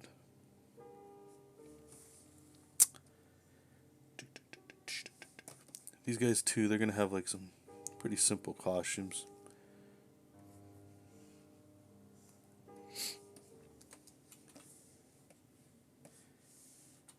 I'm gonna actually just rotate this a bit. This way, I'm kind of drawing as if they're standing straight here.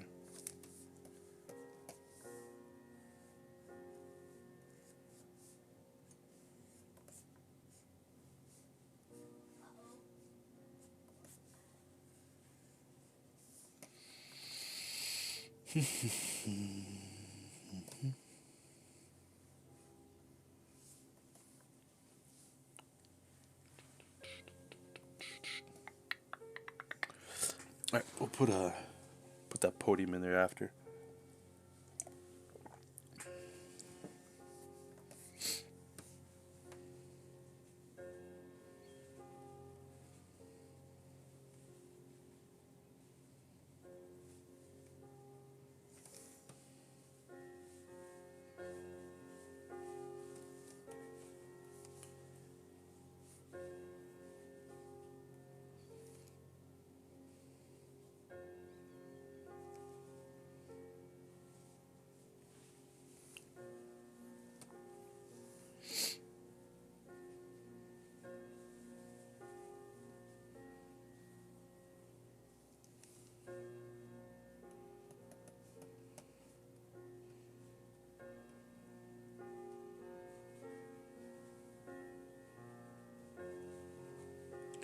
Put a sick ass afro in here.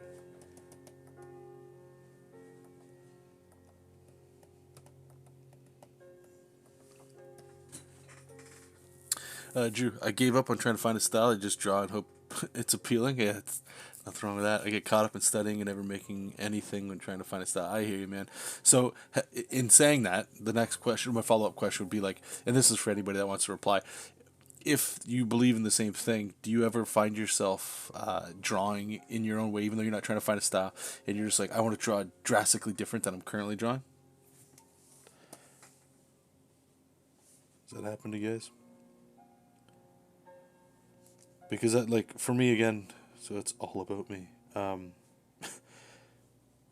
Like the chibi stuff, even what I'm doing right now, the stuff I was showing you guys before, it's all like, to me it looks different. Maybe to you guys it's all the same and it's just me in my own head.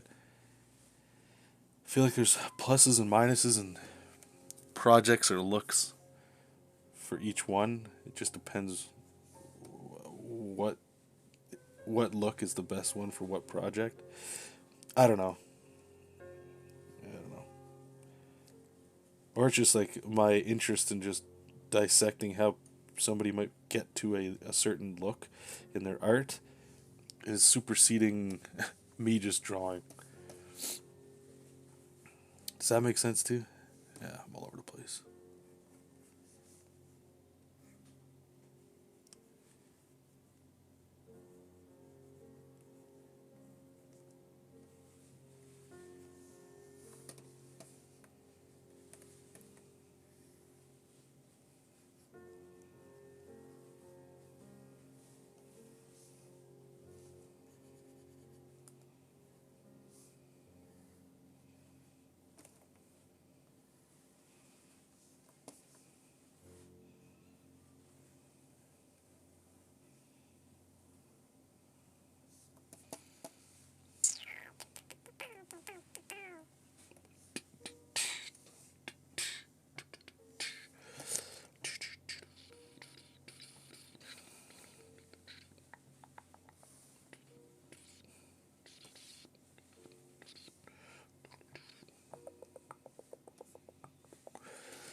We're going to put this here. So this goes out here. One goes up. I think what might be cool is if it ties in like that. Pretty sure I've seen this kind of design before.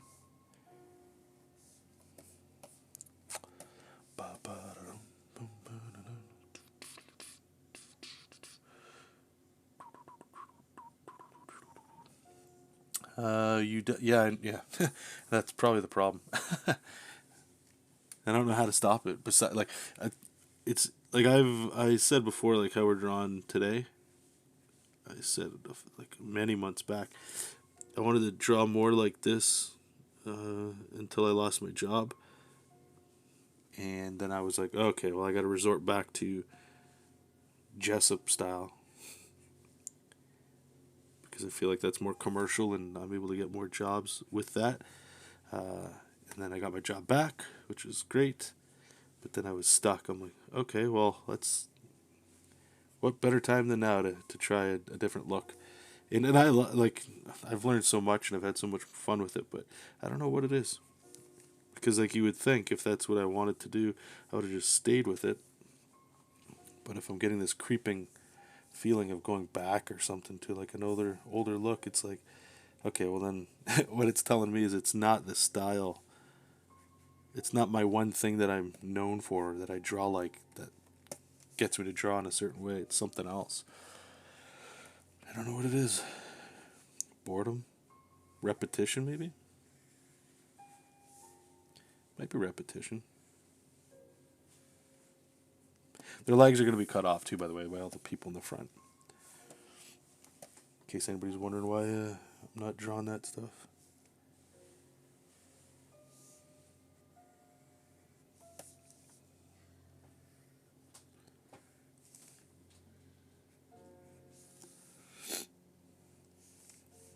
One thing I definitely love about drawing this way, too, is the ability to be able to get away with shit that I know I keep saying it, whether it's design or whatever, but like even this arm, like, God, I don't even, like, would the arm come in this way? Probably, if he's going back there. I don't think it would.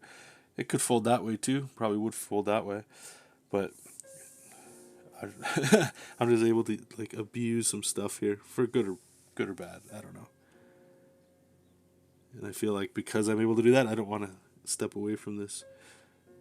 Because I've had things where I was drawing stuff, right, guys? And I'm like, it'd be cool if I did it in, like, how I used to draw or whatever. And I would start, and I'm like, okay, well, because of how things look, I can't draw it in this way. Like, I can't draw a sword that I'm just using black and white, where it's like, okay, here's the handle, and I just want to go like this in there. Like some obnoxious kind of whatever. It just doesn't float with every style, but like the way I'm drawing right now, it does. So it's like, I don't want to give up on that. No.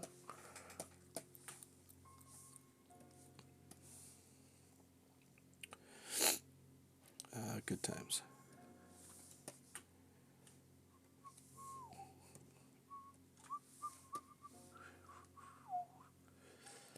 I totally understand. I definitely get tired of my style. I want to switch it up, but I feel everything looks similar. Yeah, okay, thank you. That's well said.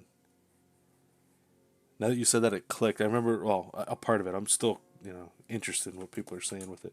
I remember, I know we're talking about Will again today, but I remember he was asking, like, and I think he's kind of coming around a little bit to the way things look, which is fine. I'm not trying to convince the guy. If people don't like it, they're totally fine to not like it. But I think he was just a little curious as to why I wanted to go more in this direction, and I've asked or said this to other people too. And it was when I was looking at my stuff or whatever, it was just becoming samey. And then like when I look around to other people's comic art or whatever, I'm like, I don't know. It just starts to all blend into each other. It just starts looking, I don't know, boring. I don't know if boring's the right word. I don't know. It starts looking like something. Okay. I think this one is good. Whoops. This one is good. Let's rotate it back. Clean some of this up. This one's a quicker one.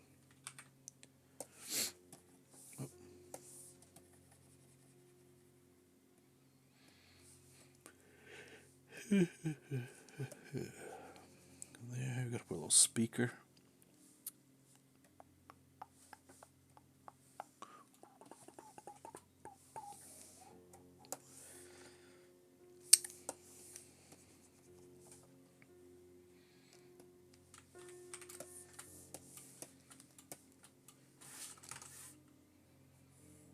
Like, watch, I'm gonna bullshit this microphone here.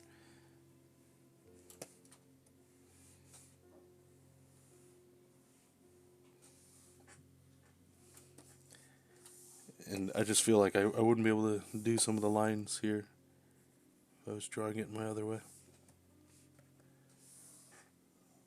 Especially once we put in some like quick black shapes on there. I feel like this podium needs something else here.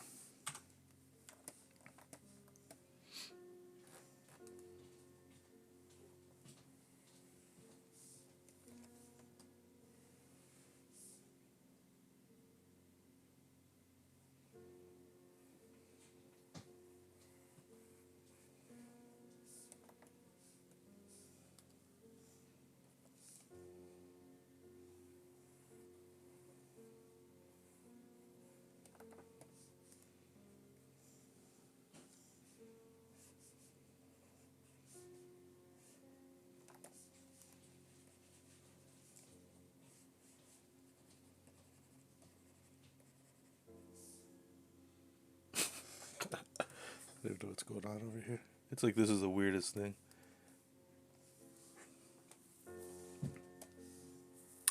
Drew's also saying, I think my problem is I get caught up on structure and trying to make everything look as perfect as I can and need to how to loosen up.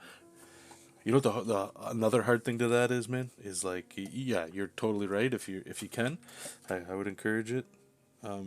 Is once you get loose and you see what you can do while you're loose and you start to become okay with it, it becomes very hard to want to go back to doing all the tight, perfect stuff. But then on the flip side, it's like once you learn how to do that, you once you give it up and you start to see how loose some of your stuff is, you can start going. Maybe it's. I was gonna say maybe what you'll do is you'll start looking at it and going like, but I can draw better. So when people see it, they're not seeing the best I can do, and I think maybe that's. And I'm just throwing it on you from what I was saying for myself, where it's like just being self-conscious of what other people think, when really at the end of the day it doesn't matter. But man, is that tough? It's tough when you show people stuff and maybe the reaction isn't what you'd think it would be, you know, and then you're like, but here, let me give it another go, and I'll show you how cool I can make it look. I know how to draw. I don't know. Okay, where are we going here? Black, white, black. Boom. Look at all that. Looks like some well thought out detail. Not really. Hello, it's Jonathan. I've been on this journey since you did the Birdman videos. The Birdman videos. What was it? This one? This is the only Birdman thing I could think of. I think it was Patreon. Or wait, okay, it's okay. Now that I've it's one of two things. It's either not that one. Birdman videos. Okay, it definitely was a Darren.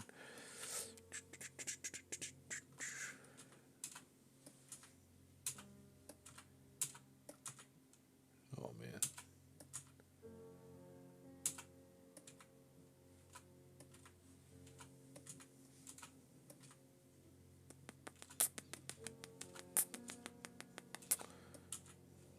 Was it our good friend Euro? Yes. Okay, was it this one? This is in the direction of where I'm at now. Or was it like way back in the day? Is that what you're talking about? Where it was like I was trying to do a superhero team that were like Power Rangers but birds. There's like a blue jay and some other stuff. But anyway, from watching you over the years, I'm assuming it was that. Your style continues to change in a good way. Not many artists can say they do. Oh, thanks, man. It's the Canadian Super Team. Hey, Black Band Art, welcome. Man, you guys are going back. You guys have been around this long? Wow. Okay. Like Power Rangers. Those are some good. Oh, thanks, dude. Actually, here, let's. I think I have them. Let's quickly go over those before we try to wrap this up. So it would have been comics. Right? Wait, where's my comics file? There it is. Personal. I think it was Bird. Got all these friggin' ideas.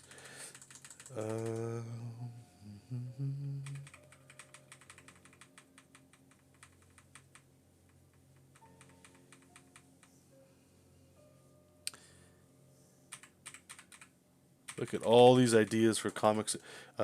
Canadian?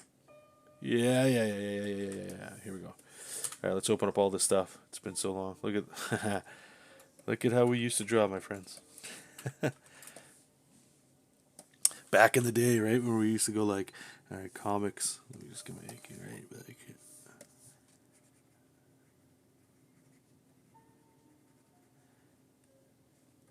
here. Everything's so like,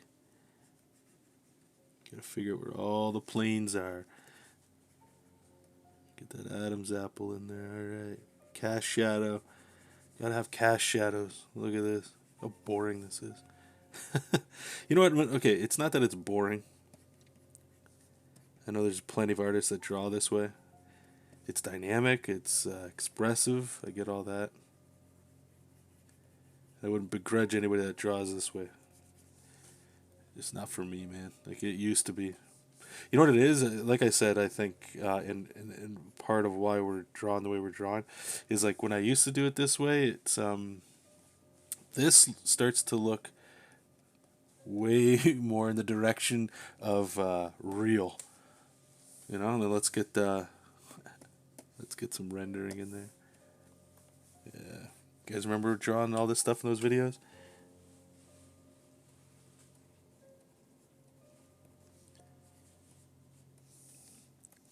Golly.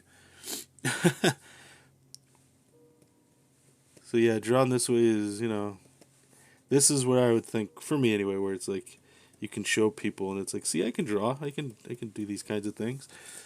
And it might look impressive to somebody that sees you for the first time, or maybe isn't like doesn't draw or isn't into certain art scenes and all that, right? Like, there's nothing wrong with it.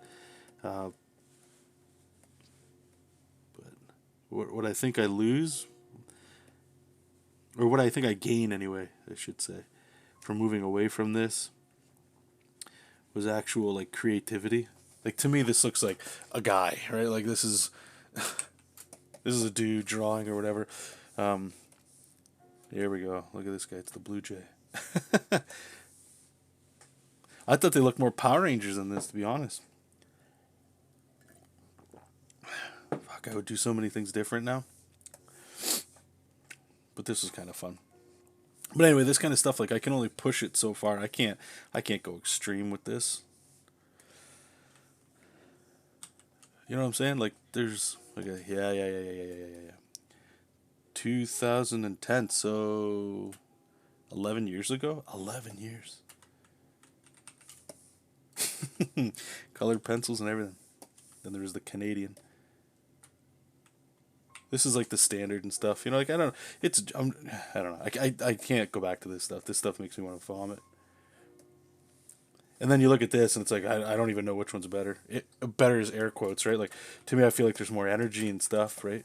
But like, here's an example. If I go over and I'm trying to find something a little bit pushed. I don't even know if I have anything. Even the Silver Surfer, I think the one that we did, that one's pretty pushed. I haven't really done too much with that. Actually, here we'll open up Ganon. Why not? We'll bring some video games into it. But like in this style, Ganon, right, where everything's in your face. Like to me, this feels way more cool than the hell I was just looking at. The color feels more like when I read a comic book or I look at art, I want to look at it and go like, this is fun. Do you know what I'm saying? Like, and that's why I can't do it. I can't do that. I can't go back. I can't. Okay. And thank you too for bringing that up. It's been a while. Drew, any thoughts about bringing back Castle Dracula? That was a cool idea, and I love watching. Thanks, man. Yeah, no, it's out of all the stuff I've done, I made a post somewhere. I was writing one night, and I think this was like maybe a month after losing the job. And where my headspace was at was I was like, okay, well, I'm gonna do a Kickstarter or something because that's like Donald Delay. Oh, I've talked about him again. Wonderful guy. He was suggesting it. Who else was suggesting it? Just it sounded like that was the way to go. Do some. It's comics related, right? Like I can fall back on that to bring in some money to make sure that I'm able to feed my family and yada yada. But I still remember, and I came up with a really cool intro to that thing, and it was dead bodies falling from the sky, and the visual I had for that was I thought it was pretty sick, and I was like I was so into it, I was ready to go, and then I got my job back, and then not all motivation, but I guess the reasoning behind why I was doing it, it wasn't there anymore, so that fire was gone to do it. However, in saying all that, I think if the next thing I do, it will be Castle Dracula in some way. It's changed from those early streams where it was very Castlevania. It's close there, but I started changing it where it was like the main character, he definitely has to have the whip. Right? Like if I'm paying homage to the thing, to Castlevania, you gotta have the whip.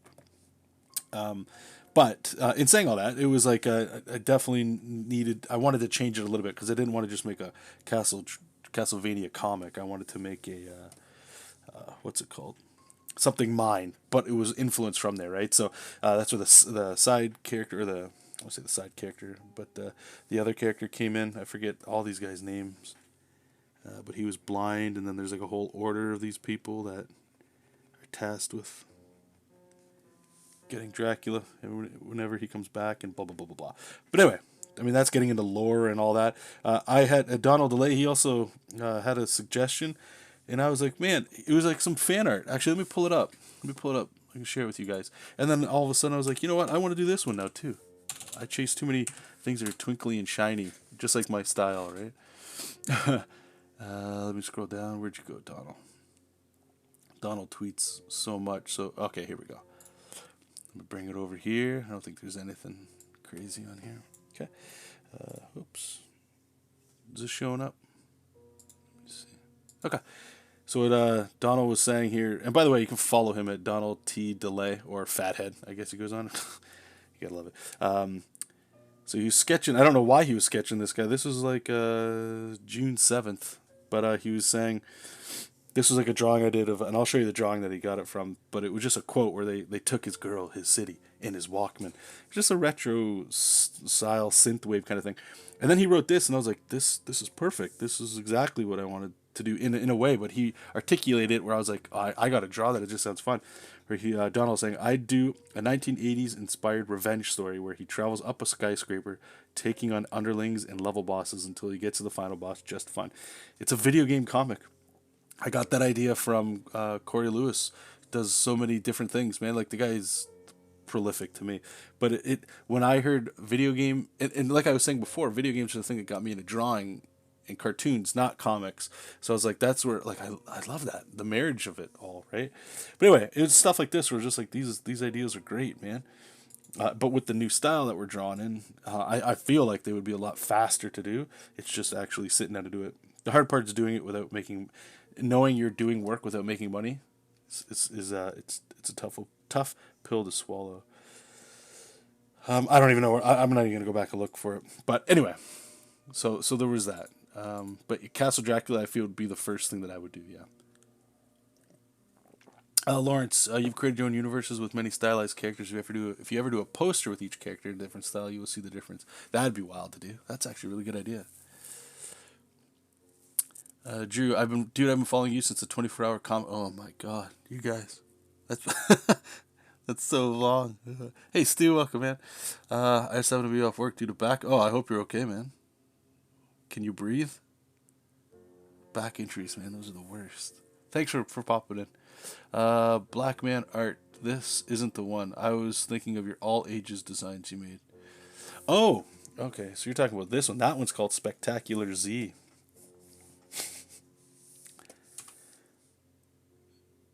See, I've got so many comic book ideas, just no comic books. That's why I don't like saying I'm a comic book artist, because I don't really, I don't draw comics, man. I draw ideas for comics. This one, yeah, this one was a lot of fun. I'll just bring up the finished drawings. This one, I think there was going to be 3 colors. I'm not quite sure. Yeah, these ones. So this was Spectacular Red and Spectacular Blue. Yeah, these were a lot of fun. Even look at the coloring on this one, eh? It's similar. You see, like even back then, right? Like I haven't changed my coloring. This is the same way I color with the shadow layer. The only difference is like the little highlight layer. That's it. 2014. Whew-wee. This is almost going on a decade too. Never ends, man. Never ends.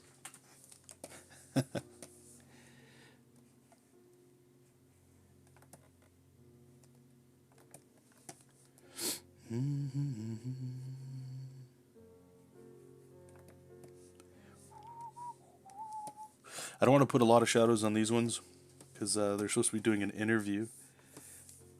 So there's going to be a lot of like reporters that are all silhouetted or whatever. So I'll be able to do that in coloring.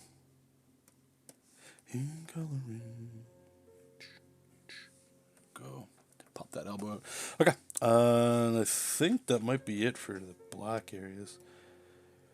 What I'll do quick is we'll get some inks on here. At least this will be able to separate some of this stuff out.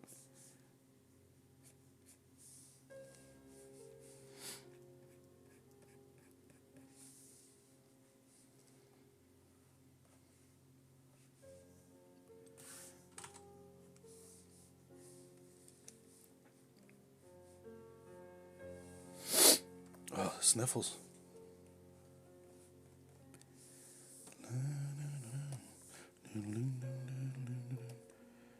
Shoulder.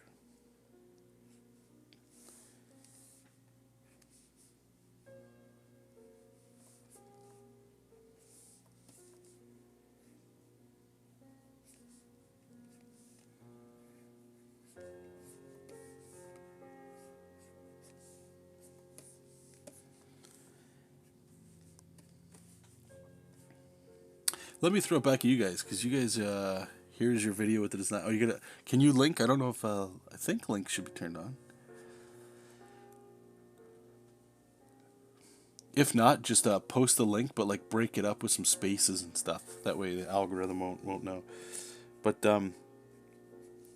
for you guys too that are that have ideas, how come you haven't done any crowdfunding stuff? What's holding you guys back?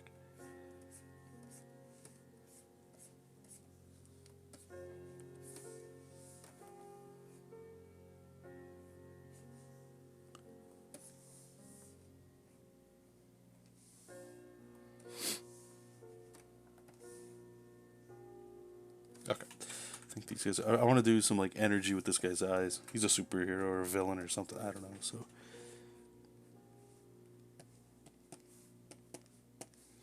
Okay, so we got all these dudes and then that stuff.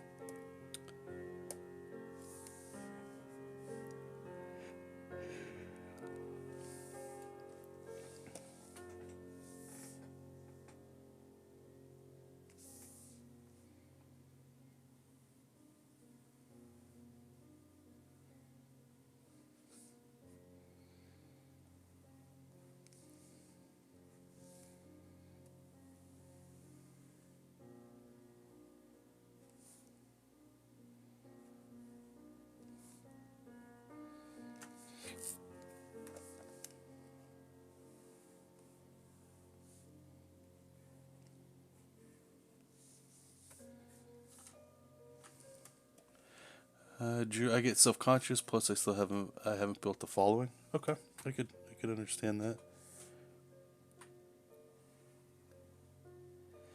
that. Donald actually sent me something. I really need to talk to that guy about it. You know what it is like.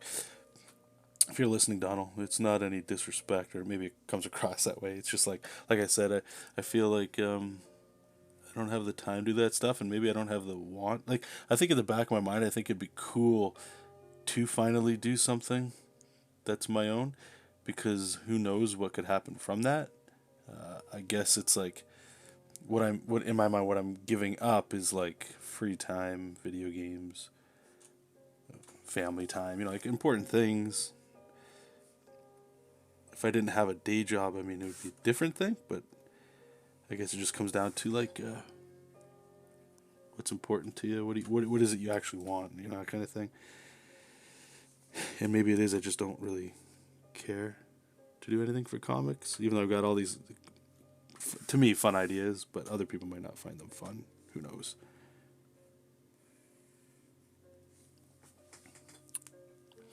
Chris, mine is in pre-launch. Campaign starts in October. Working on pages now. Just hired. Oh, congratulations, dude! That's great.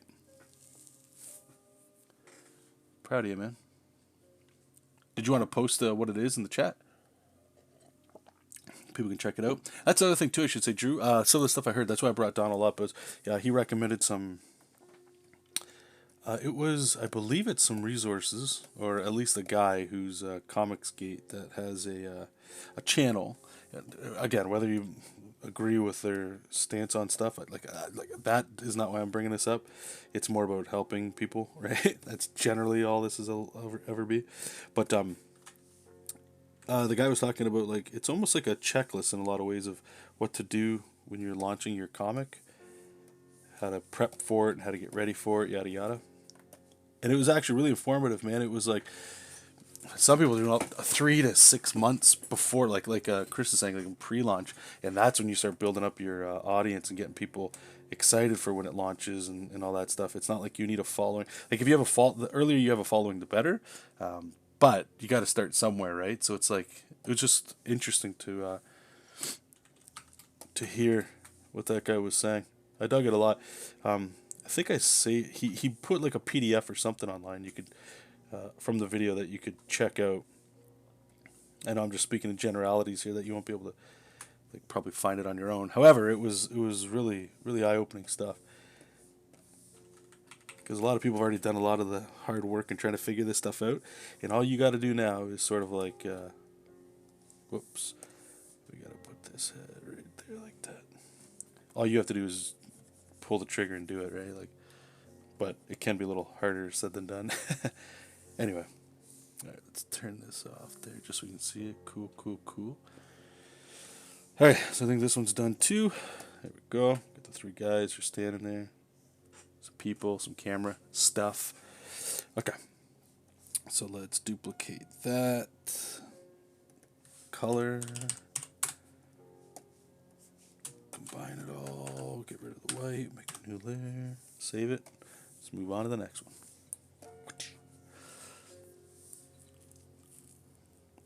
Chris saying, it's on Indiegogo. The book is called The Vigilantes. Thanks for allowing me. Yeah, anytime. Let me see if I can find it. Chris. On Indiegogo, you said, right? Indiegogo. Are you too? I just want to ask, Chris, are you part of Comics Tribe? Comicsgate? If you don't want to say either, that's fine too. I don't want to, because I know some people support things based on that, and some people refuse to based on that.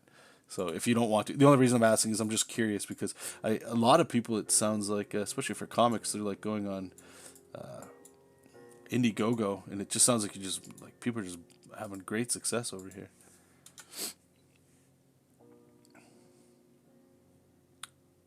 So I can find it, just so I could share the link. Volume 1, is that it? Let's see. Looks like it. I'm assuming this is it. Looks great. Volume 1, 48 pages. I'm just trying to see it. I don't think it says your name anywhere. That's why.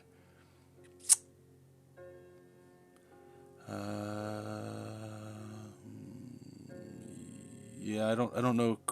Okay, I'm gonna paste this in the chat for those that are interested. Oh yeah. Okay, I can see your. Yep, awesome work, man. Great job. Looks great.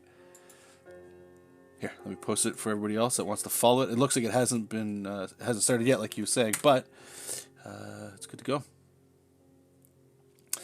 You're not really part of there, but I know some that are loosely with them. Okay, yeah, okay. I feel like I'm in the same boat then. Yeah, I don't follow a lot of what goes on. I just feel like a lot of the stuff that has been out there that I've been able to check out has been great for learning how to possibly do something like this. the movement part of it or whatever, like I could care one way or the other. I'm not gonna go after people for what they believe, but the practical stuff that you could use for making artwork on social or on crowdfunding things has been awesome. More so than I've seen in like anywhere else. So it's pretty cool. Chris is saying I've already created and printed a preview guidebook, like official handbook of the Marvel. Oh, that's awesome, dude. Chris, I got some questions for you then. 1 second. Jack, John, since you are into video games and board games, have you ever thought about creating a crowdfund? I'll talk about that one in a sec.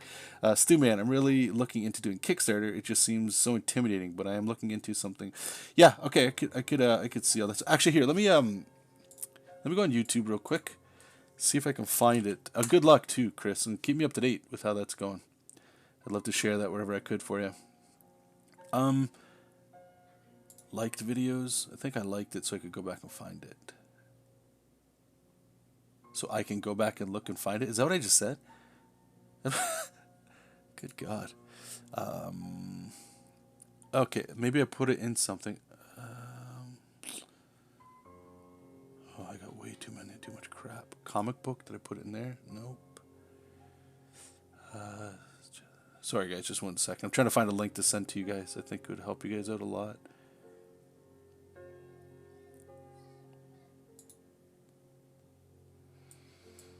Favorites? Nope. It's fun going through and looking at your your liked videos after a while, like things that you saved. You probably forget about. My entire collect. No, that's just my stuff. Liked videos. I'm surprised it's not there. I could have swore I.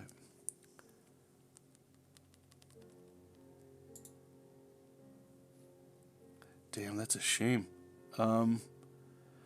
Give me 1 second. I'm just gonna check what Donald tweeted me.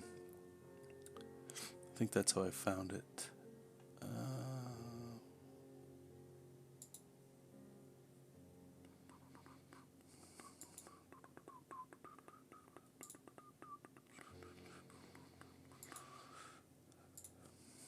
Where are you, Donald? My man.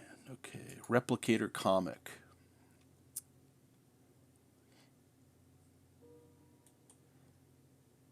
Now, I don't know if this guy. Oh, okay, shit. Okay, there's a video. Check that out. If that doesn't work, let me know. I'll try to see what I can find for you.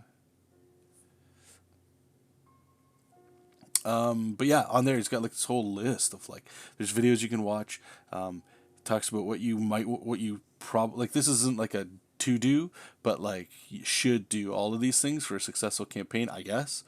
But yeah, it looks super intimidating, but it almost looks like, there's somehow to go through it. I guess my biggest fear with this stuff is like doing the work is whatever. You're going to draw no matter what, right?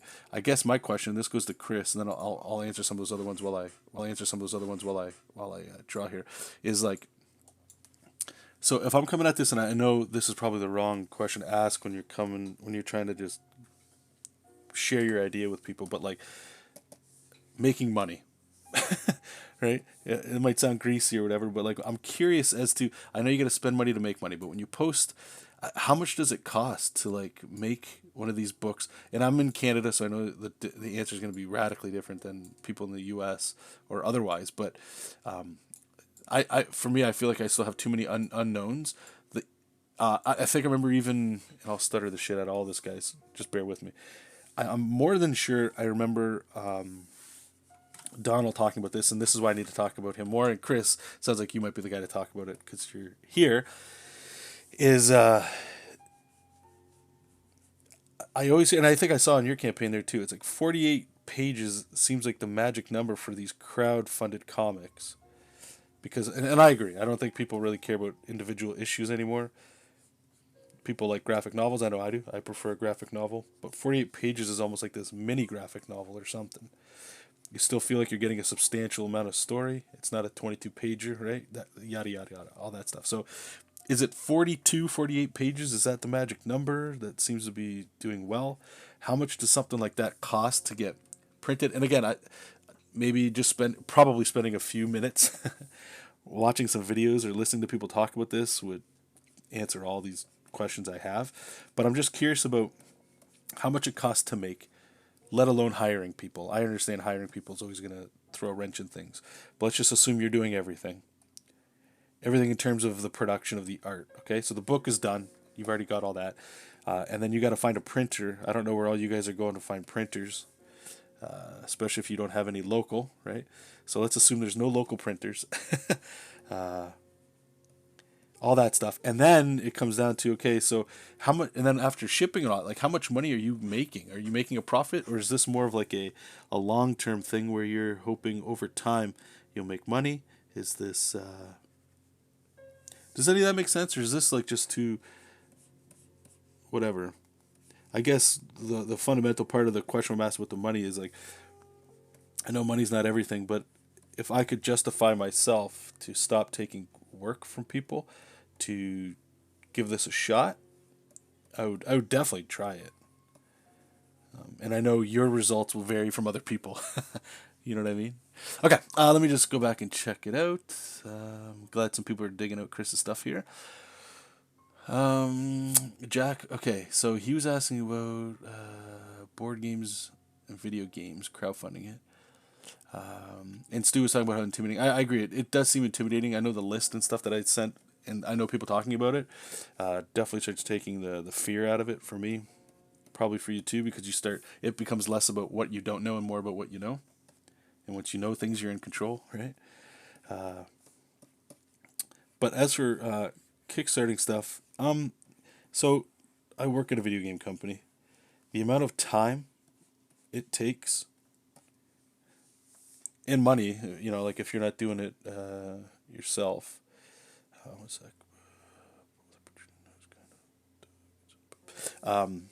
It's phenomenal, the amount of time it takes, and it depends on what you want to make. I would love to make a game, but I make games at work. I'm just not interested in it. Now, board game or a card game, yeah, I could definitely get into that. The problem with that, again, is the exact same situation that I'm in with what we're talking about with the comic stuff, right? Like, you got to play test, revisions, make the artwork, make the game, right? Like, there's a lot of, but it sounds fun. It sounds fun, just like comics sounds fun. There's some grunt work that you got to do, but it sounds fun. So, I mean, I know board games in particular, they're like blowing up on Kickstarter. I think it's like the number one. I could be wrong about this one. Number one. I don't know if I want to say field or media or whatever, just type of thing that's blowing up. And it's great for artists too, because if you're like, and a lot of these things, they're generally like more fancy artwork, right? Like illustrators or painters. But if you're one of these kinds of people and you can do assets, like in video games, like what's an asset? So an asset might be like, imagine playing Legend of Zelda, and you open up the menu and you see the little sword icon, the bomb, the potion. Those are assets. Link, if he's a sprite, like the little 2D sprite, that's an asset. You got to make all those things. So it takes time. Then there's rule books and all that crap, right? But it's all perfectly done. Just takes time. And again, my reasons for not going into these things is I don't know how much, and I understand that the ceiling, nobody can really estimate the ceiling of how much you can make. Is it worth to do? It's more of like passion in the start, and then if it works out, then maybe it becomes more business-like, I could see. I guess my fear for starting again is like, how much, I'm stuttering all over the place. You guys know what I'm basically trying to ask or not? It's like, I just don't know if the amount of money you make is worth trying, but how else would I know unless I try? Okay, so Chris is saying, yeah, he downloaded that. Okay, sounds great. I imagine so if you were talking about you're in the same kind of circles. Chris is saying 48 pages is what I've heard from the successful campaigns. Okay, I use Mixum. I don't know what that is. Let me check. Is that for printing? Mixum. Not Mixum. Is it Mixamo? A 3D computer graphics? No. Not at all. Mixum. Mixum low cost printing. USA. See, that's what I'm talking about. Wait, in Canada, would you like to visit the local site? Yes, I would. There's a Canadian website. Okay, I'm going to bookmark this. Thank you, sir. Add task to us. We'll check it out. Okay, cool. Thank you. And how does Mix'em compare to like other things, dude? Does it feel like an image comic? Does it feel fine? Stu Man, there's a print-on-demand company in the U.S. called Comics Well Springs. They help with Kickstarters. See, okay, so print-on-demand I don't really care too much for. I've had an art book that I put on, and this is going way back. Shit, what site was that?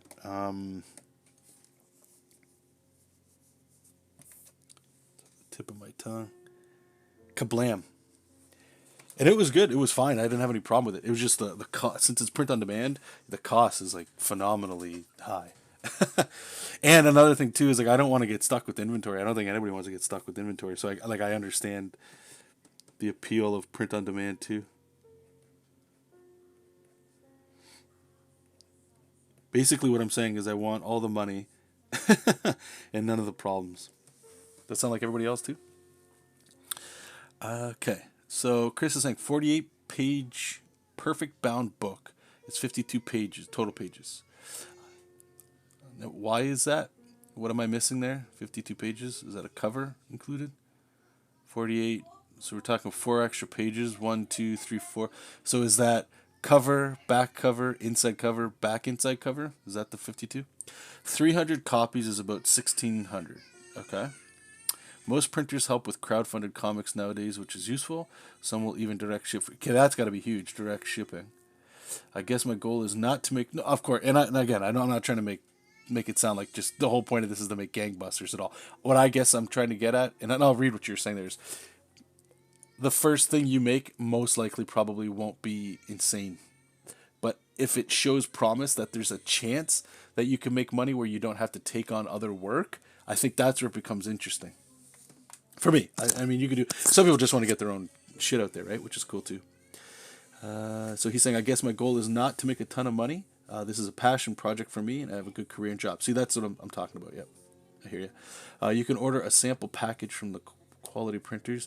I'd stay away from a printer that won't send a sample. Yeah, that sounds smart. Yes. Okay, that makes it. You use Kablam. Okay, so Stu knows what I'm talking about. I haven't used them in like 10, 15 years or whatever. They were more than fine for what I needed them for. Like I made a thick ass graphic novel that was just black and white. It was fine. Like I wouldn't really. I had no problems, but it was black and white. It wasn't color. That color is when it gets spicy. Okay, thanks, Chris. I think what I might do is I might check out the site you just sent me. Ask them to send me something. Mix'em. Hey, Paul. Welcome, man. Mix'em is a great company. I'd recommend them too. The upside is that there's a Mix'em in the U.S. and U.K. So if you know people in each area, you start See, that's yeah. Okay, all right. See, now we're getting into like the crux of Comicsgate, if you ask me. Everybody helping everybody out. You know, like you help me grow, I help you grow. I get all that stuff too, and it's very. It makes sense. Makes sense. Okay, well, thank you guys. I mean, this is great stuff. This is the stuff I don't know about anybody else here, but like this is honestly the discussion and stuff that makes me go. This is why I remember I enjoyed comics. You know, it's the idea of creation and stuff. I dig that a lot. I guess what I would have to do is, and I'm trying to do this, is take on less big work. Like this project that I'm working. Like here's the thing, I'm making some really good money doing this. And this is the second project I've worked with Kyle on, just to be transparent-ish with you guys, right? He's a wonderful guy to work with. I haven't said it enough times yet.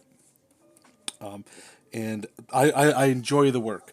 The issue is it's a lot of work, right? So it's literally like I've worked on big projects for people, and it can become tiring if you're the kind of guy like me where it's like I need change, I need to spice things up. Nothing against the work. It's fine. Right? It's me. I'm the issue. So in saying that, it's like, okay, if I take on less of this kind of stuff and more of like the pin-up-y kind of stuff, because I just love pin-ups, maybe I would be able to make more time to at least give this a shot. What's the harm? And Donald, if you're watching, and I've fucking talked about him a whole bunch already, but thank you too, dude, for pushing me. Or continually spamming my posts. It's like if I post anything that's not a comic book or even artwork for somebody else, he's the first guy to just like chew me out. Hey, you know, it'd be really cool if this was like an actual your own comic book. And maybe one of the other things that's kind of got me, and you guys might share this too. Like I don't really read comics, so like my interest in it isn't that high. But my own stuff, of like, probably sounds more. I don't know if it's selfish is the word, but more conceited or narcissistic, where it's like I'm just more interested in my own stuff than other people's stuff. Yeah, okay. You got there, Chris. I've heard mixed reviews on Kablam. Okay. So where would you print if not print on demand? So that's the thing, Stu. I don't know about Chris, but like what he's saying there, right? Like, so from what I've understood, and Chris, you can clear me up on this because you've actually gone through it, but it's like these other print places, you have to actually buy inventory. You know what I mean? Like it becomes cheaper for you to print through these places when you're doing it in bulk. So what Chris is doing, it sounds like, is here. Sorry, I'm getting a little screwed up here with my perspective. Is he's saying 300 copies cost what was it, 1,600? So when he does his Kickstarter, he's hoping to get as close to 300 as possible. And he hasn't bought anything yet, I don't think, right, Chris? You haven't put your money to buy any inventory yet. That doesn't make sense. Maybe you have. But maybe 300 copies is the minimum they offer too. Or, like here's the thing, you want to be able to, the more copies you can sell will make it cheaper for you to print, because it's always cheaper in bulk, which gets your per price down, which I imagine, and I could be wrong in this, means your profit goes up. So if you could sell 1,000 copies, maybe that costs $3,000 out of your pocket, but you're still getting paid from Kickstarter or whatever, right? But the cost per issue goes down, and now you make more profit. That's what it sounds like to me. What you don't want to do is, let's say, like in this example, let's say, just for sake of conversation, 300 is the minimum amount of copies that they can make, or that they print at a time, and you really want to go with them, right? So no matter what, let's only say 50 people back your project, you're stuck with 250 copies in your garage or wherever you're going to keep them. Now you're in the shits, because now you got to figure out some way of selling that stuff. So you'll open an online store, right? You'll try to go to conventions to try to push it. Like for me, I hate trying to sell stuff at conventions, man. I'm not a business guy at all. I'd rather just sit there and draw. I'll shoot the shit with you. You want me to draw you a picture? I'd love to, but I'm not the get your comics here. I'm not that guy. I'm no good at that guy. So if I got in that situation, I don't know what the hell I would do. And the thing is too, right? Like if you go ahead with that and you don't sell it, you're out all that money, and that's not a good place to be. The last thing you want is shitloads of inventory that you can't get rid of. Jack, I understand where you're coming from in terms of crowdfunding a project. It just comes down to return on investment. I don't know, man. We probably grew up and became adults. Chris, usually a minimum of 250 copies. Okay. Just a preview guidebook to see how printing books work. I use this research, and it is 28 pages. How did that? Okay, so are you saying you bought 250 to 300 copies of your guidebook? And if that's true, did you sell all those, or are they still sitting somewhere in your house?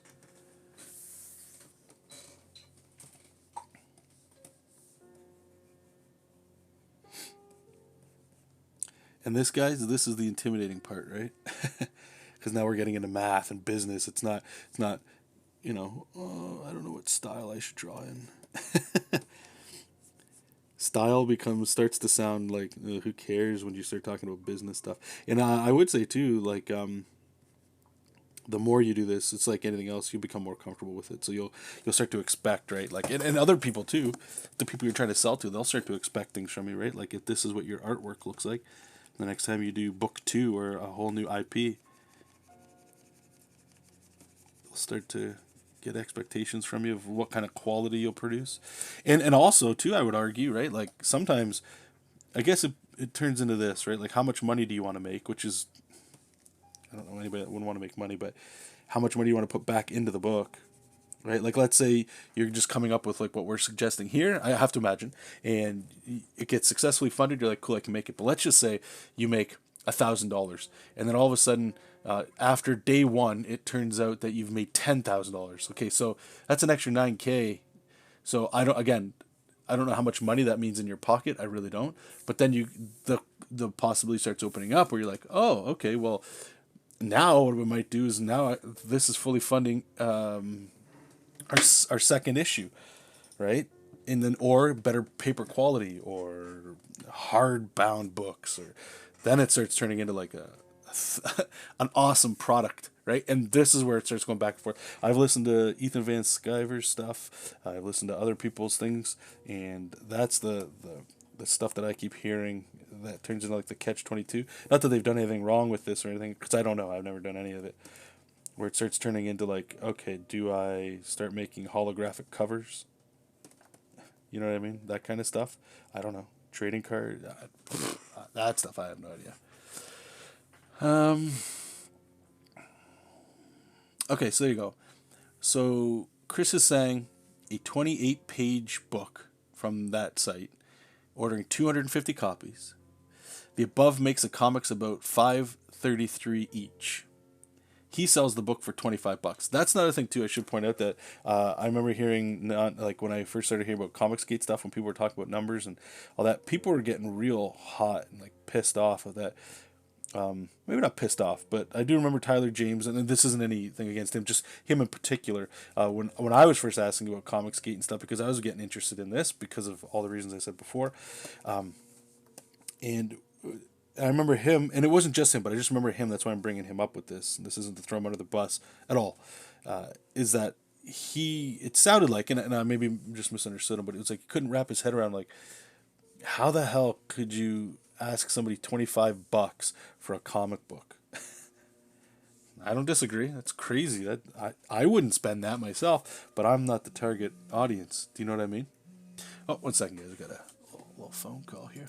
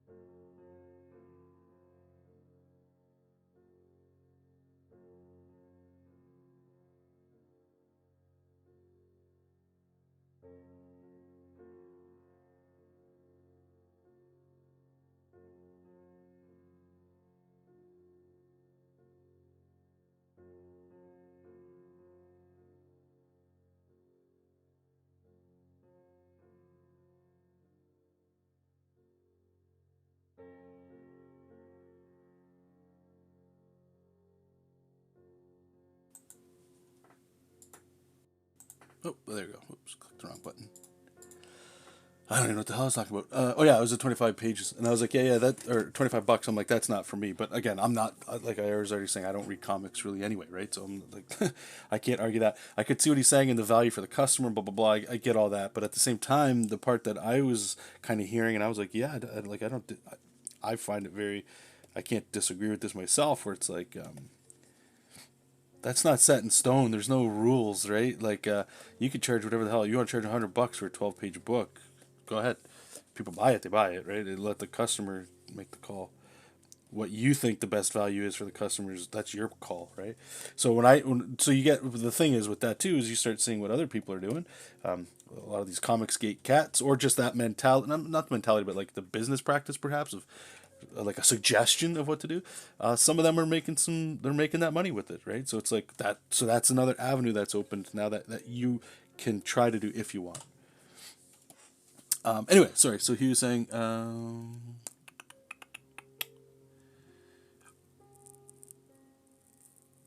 so he still has about 200 of those books. Okay, what's not even 2 to 3 months with them? Yeah, okay, that's not bad. I bought 300 copies of the preview book. I need to sell about 100 to break even. And if I could go in a little bit, are you close to selling that 100, or is it still? I'm imagining you'll probably be tying that in with your actual comic book Kickstarter anyway. I could be wrong on that. And to clarify, the 48-page book will be 25. Yeah, absolutely. I was just saying that as an example, yeah. And the preview book is $10. Yep. $25 seems to be that sweet spot, though, believe it or not, which is weird. You have to realize you'll be adding on free perks too if you reach certain milestones. People are backing your success. Absolutely. I guess I'm just confused. The biggest confusion part I have is the financial part of like how much money you make. you know, does that make sense? Like I know if somebody asks me to do work for them, I give them a page rate or whatever it's going to cost, and then I know what it costs for me and what I'm bringing in from it. Kickstarters, you'll never know, right? Because it's just organic, and I understand that too. I'm not saying you should know that. I guess it's like how many copies, or yeah, like how many? I don't know. How many copies do you need to sell before you start making profit? Like you're saying there, Chris, right? Like you got 300 books, so if you sell 100, you break even. So anything after that is when you start making gravy, right? So then you could be making I don't know. I'm not going to do the math. If it's $10 and you got 200, that's what 2K minus shipping. I don't know how much shipping. Let's just put it to some abysmal number. Let's say you sell everything. That means you make about 1,200, $1,300. And you don't feel obligated to answer actual amounts there.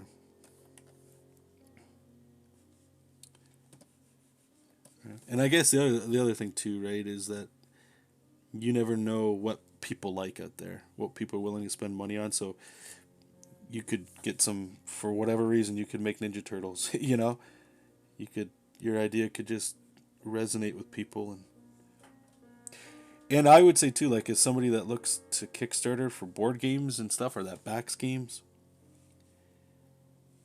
a good and this might not be a great example, but there's a board game. Some of you might have heard of it. Some of you might not have. That's fine. Called Gloomhaven. And I was going back and I was looking at like the first Kickstarter for it, and I think it made like a couple 100,000, maybe 200,000, maybe around there, right?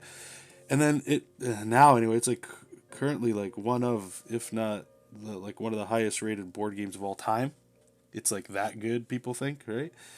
So that when he did like a second Kickstarter for it, all of a sudden it was like 1.25 million, something shitty, like just a bonkers number. Like that dramatic change just because of word of mouth is everything, right? Like it just destroyed on the second time around. And then he came out with a new game, Frosthaven. I'm pretty sure it's done now. But then it went like even way more than that. So it's like,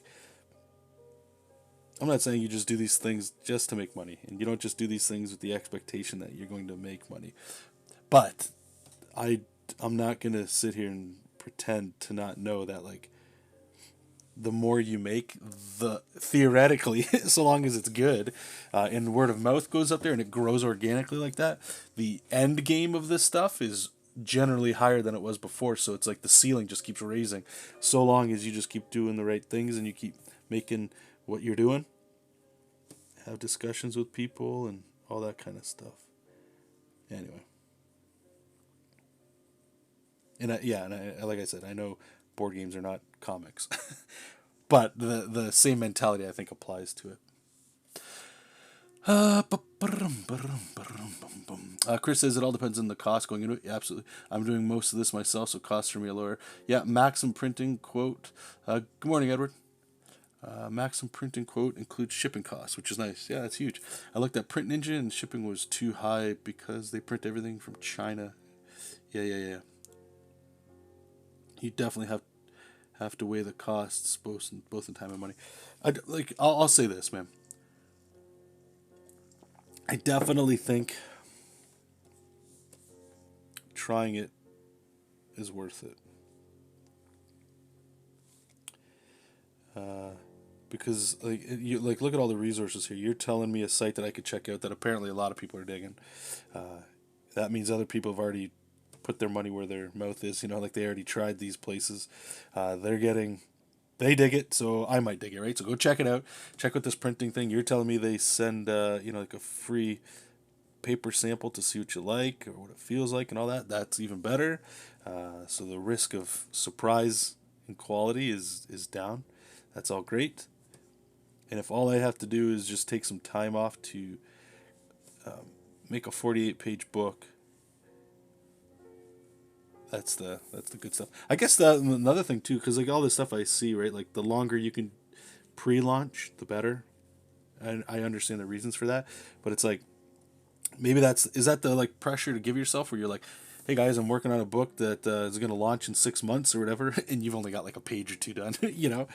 Does it just light that fire under your ass to get all 48 pages before you launch, kind of thing? What if?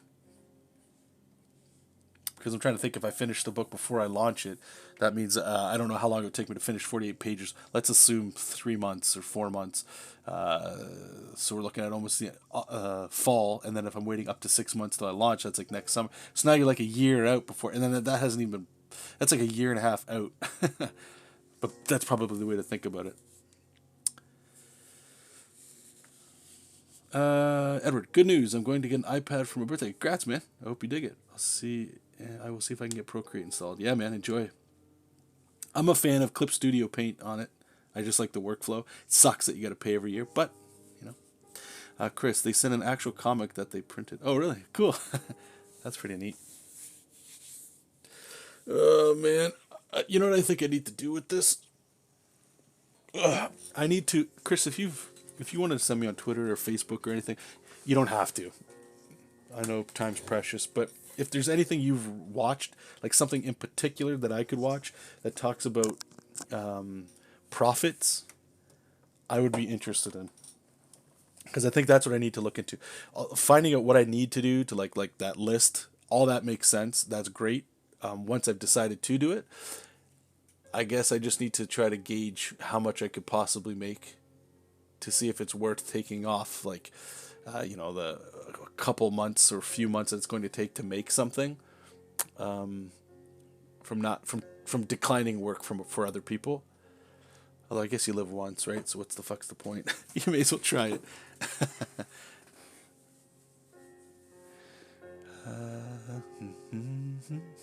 Countdown clock is on the wall. I have my Excel spreadsheet project planned. It, my man. I like everything you're saying. You're speaking to old John right now. That's what I used to do. Edward, oh, you can use. Yeah, you can. It sucks though in terms of the cost, because they don't have. You can't buy it once and then be done. It's a yearly fee, and I think it's almost like, I don't even know. It's like ridiculous. It might be like $20 to $60 a year, something nuts. I don't even really use it that much, to be honest with you. I just like being able to go, okay, here's my brushes. I can upload them on Drive and then just get my whole workflow over there. I wish I could just show you guys, but I don't have a camera set up. Like in your taskbar at the top, you can't even see it on the stream. You know how on Clip Studio you can like adjust. Here, let me show you. Okay, this bar up here, you can add things to this. I finally figured out a way, or I just clicked in because I don't use my iPad too much, but I don't like having all this extra space on my iPad, so I have my two brushes that I like, and black and white, and then up here you can actually switch the color, switch the brush, like a brush eraser, so I can just click up here to do all the switching, and that feels so much better than having to have all this eaten up on your, like this UI everywhere. It just feels so much better. Chris, I've been in retail for 30 years. I'm all about cost margin Okay. Chris, you're speaking to me, man. You're speaking all the languages I want to hear right now. Okay, I don't know. Just back to the artwork here, not that it really matters. So, what I've been doing with a lot of these is there's no character design for any of this stuff. I just sort of spitball it. So, she's some psionic character in space doing some psi blast kind of thing, or I don't know what the hell she's really doing. So I just thought, let's put some little diamond things around her. I don't know why. It might be cool. And we're going to need some sort of costume. You know what I might do with this one? I think I might I don't say cheese it, but let's just do spandex. See how this works. I don't really do. I did this in the last one, but not.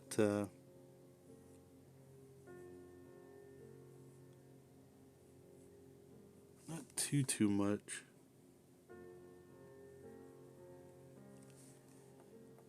See how it looks. Might be cool. I'm just trying to think, like, with the space background and all that, you know.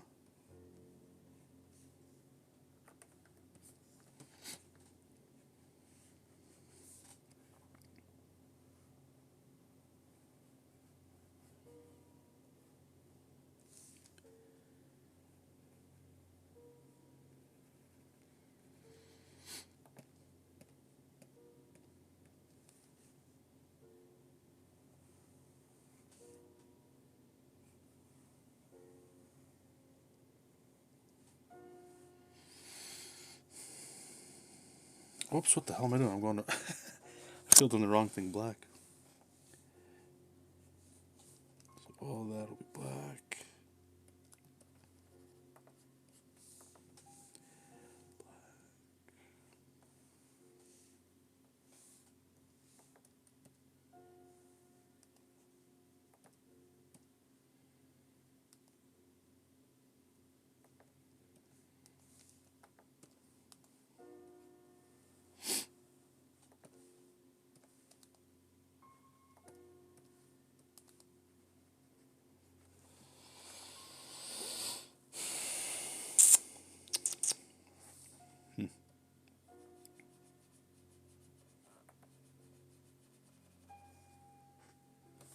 It's interesting.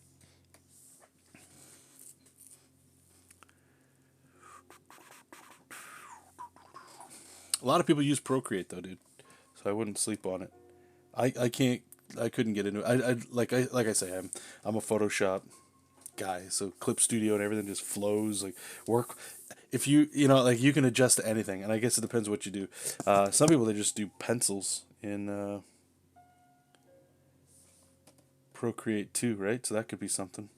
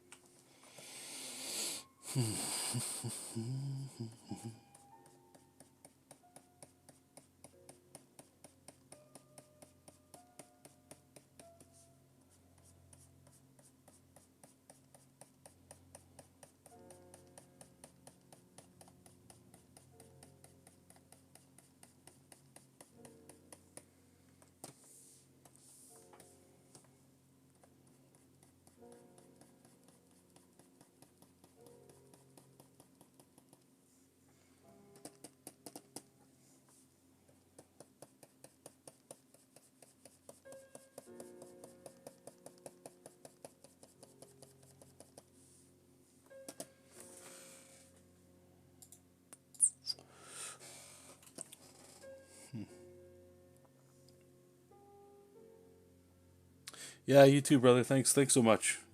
You helped a lot. Might have to chew on your ear a little bit. Hear more what you guys are talking about with this crowdfunding stuff. I just like, and I don't mean to keep talking about rambling, but it's just cool hearing all the success people are having with it. It just makes that barrier of entry, you know, so much smaller. Like it's possible.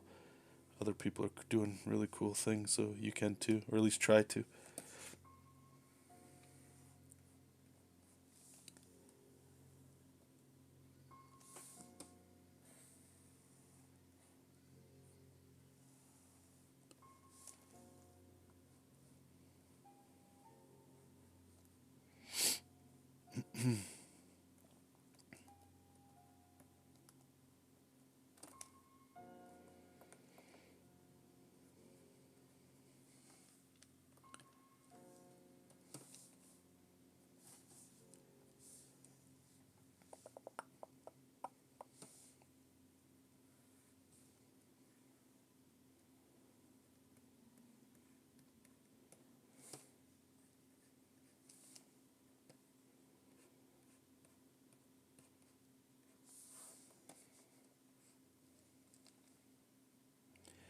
I might do like some energy or something around this.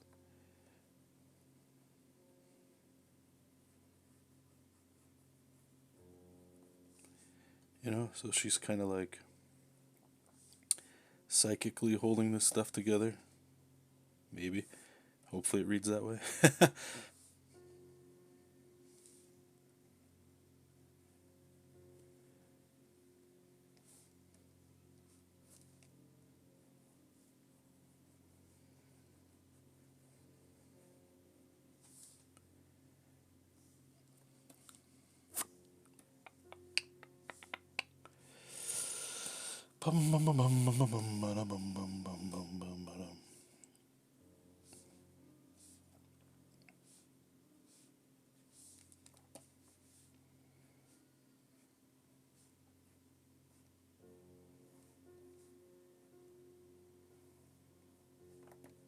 Shit.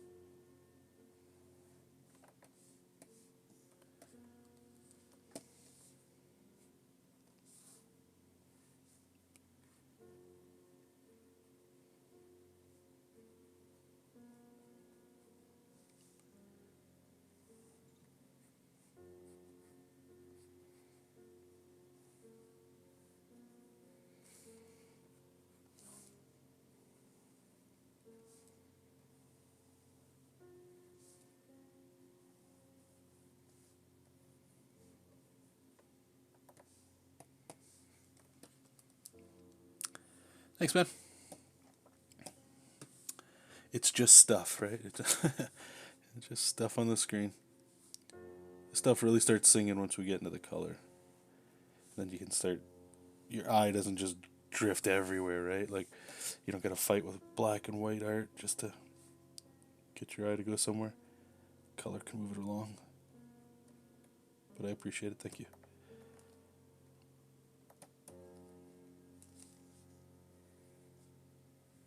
One of the freeing things that I've had drawn this way too, um, going back to why I'm hesitant to go back to the way I used to draw, is this organic uh, background drawing. It's made me enjoy drawing backgrounds so much more. I don't have to have straight lines. Obviously, the sacrifice is a lot of the times the backgrounds can start looking pretty wonky or don't make a whole lot of sense. But it's just been enjoyable doing this stuff. I used to hate doing backgrounds. Like, I still kind of hate them. They're just boring. I'd rather draw characters and stuff, you know? Are you doing both coloring and... Yep. So they'll look like... let me just pull something up here. It'll look like... oh, my wrist, man. So it'll look like this when it's finished. Yeah. So if we... So you get your thumbnail, right? Cool. Slap on the inks like we're doing now. Now the color is interesting too, because like this is just how it looks flat. I actually don't mind it a lot of the times, but just like this retro stuff, I guess I just like adding a little bit of texture to it. Makes it feel like it's on newsprint a bit. And then maybe a little. Sometimes I'll do this like a little slight color balance to it. But yeah, and like it goes. If you've seen my coloring and stuff, not that you're specifically asking this, but it goes pretty quick.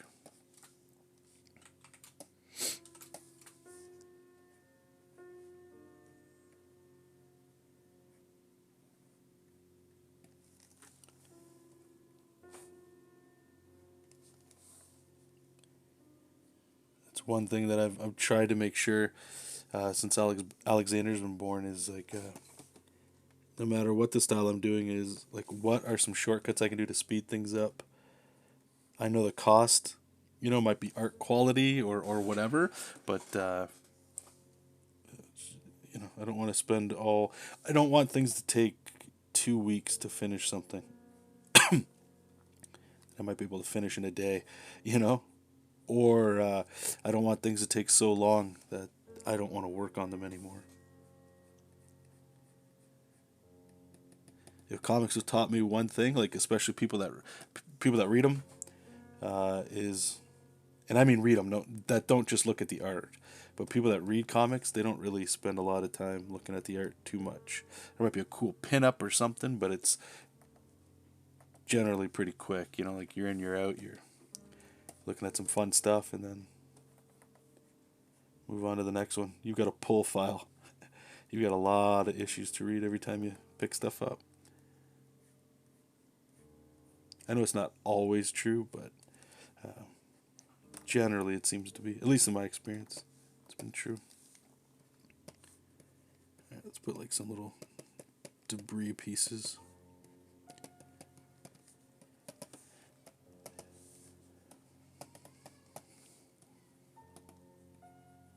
I still gotta add some shadow and stuff to all this other crap out here. Yeah, thanks, man. I appreciate all the support people have been giving me too.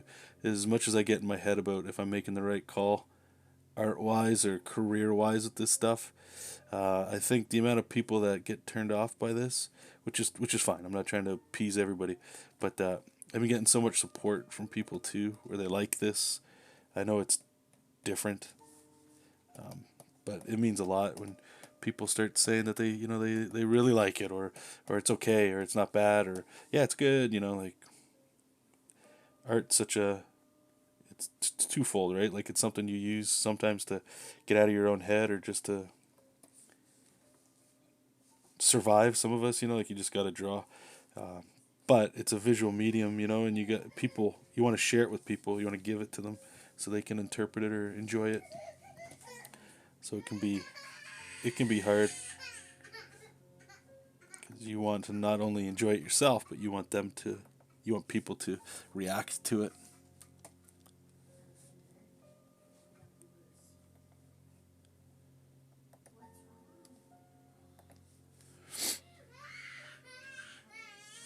Little guy's not doing good.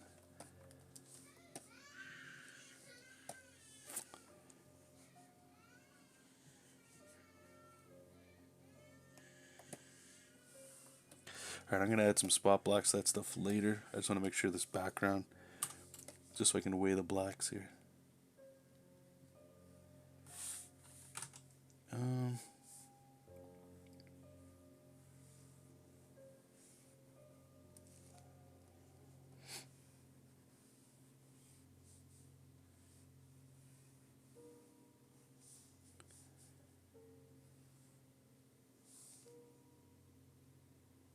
So we're going to make that black. Yeah, I guess so. I guess we're making this black. Let's see how this looks once this all gets blacked in.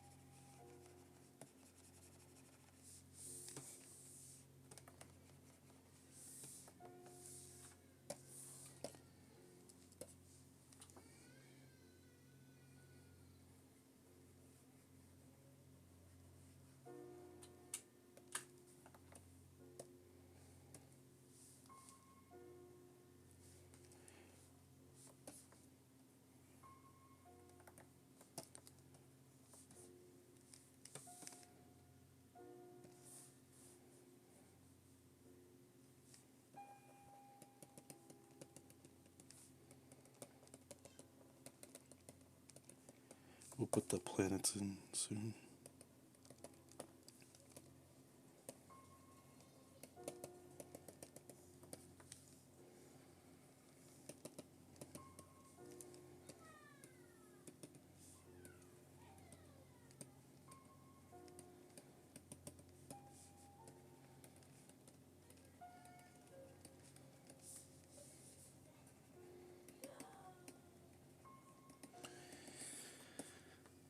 Yeah, he's doing all right. I think he's just getting close to nap time. So if you say no at all, he loses it. Speaking of which, I think I'm going to wrap this up here. I'll finish this up off stream. I don't know if I'll be streaming later today because I'm just trying to look at the time. I got some running around to do. And then theoretically, I'll be back home by 1:32. So if I do stream again today, guys, it'll be from 2 to 5. So it'll be another 3-hour stint or whatever. But we'll see how it goes. Because like I said, we got this one and then this one to draw. And then as much coloring as I can do today. Whatever I can't finish today, we'll be doing tomorrow. But anyway, thank you guys so much. I appreciate your time and all the conversation we had today. And until I see you next time, keep reading comics, keep making comics, and I'll talk to you later. Bye-bye.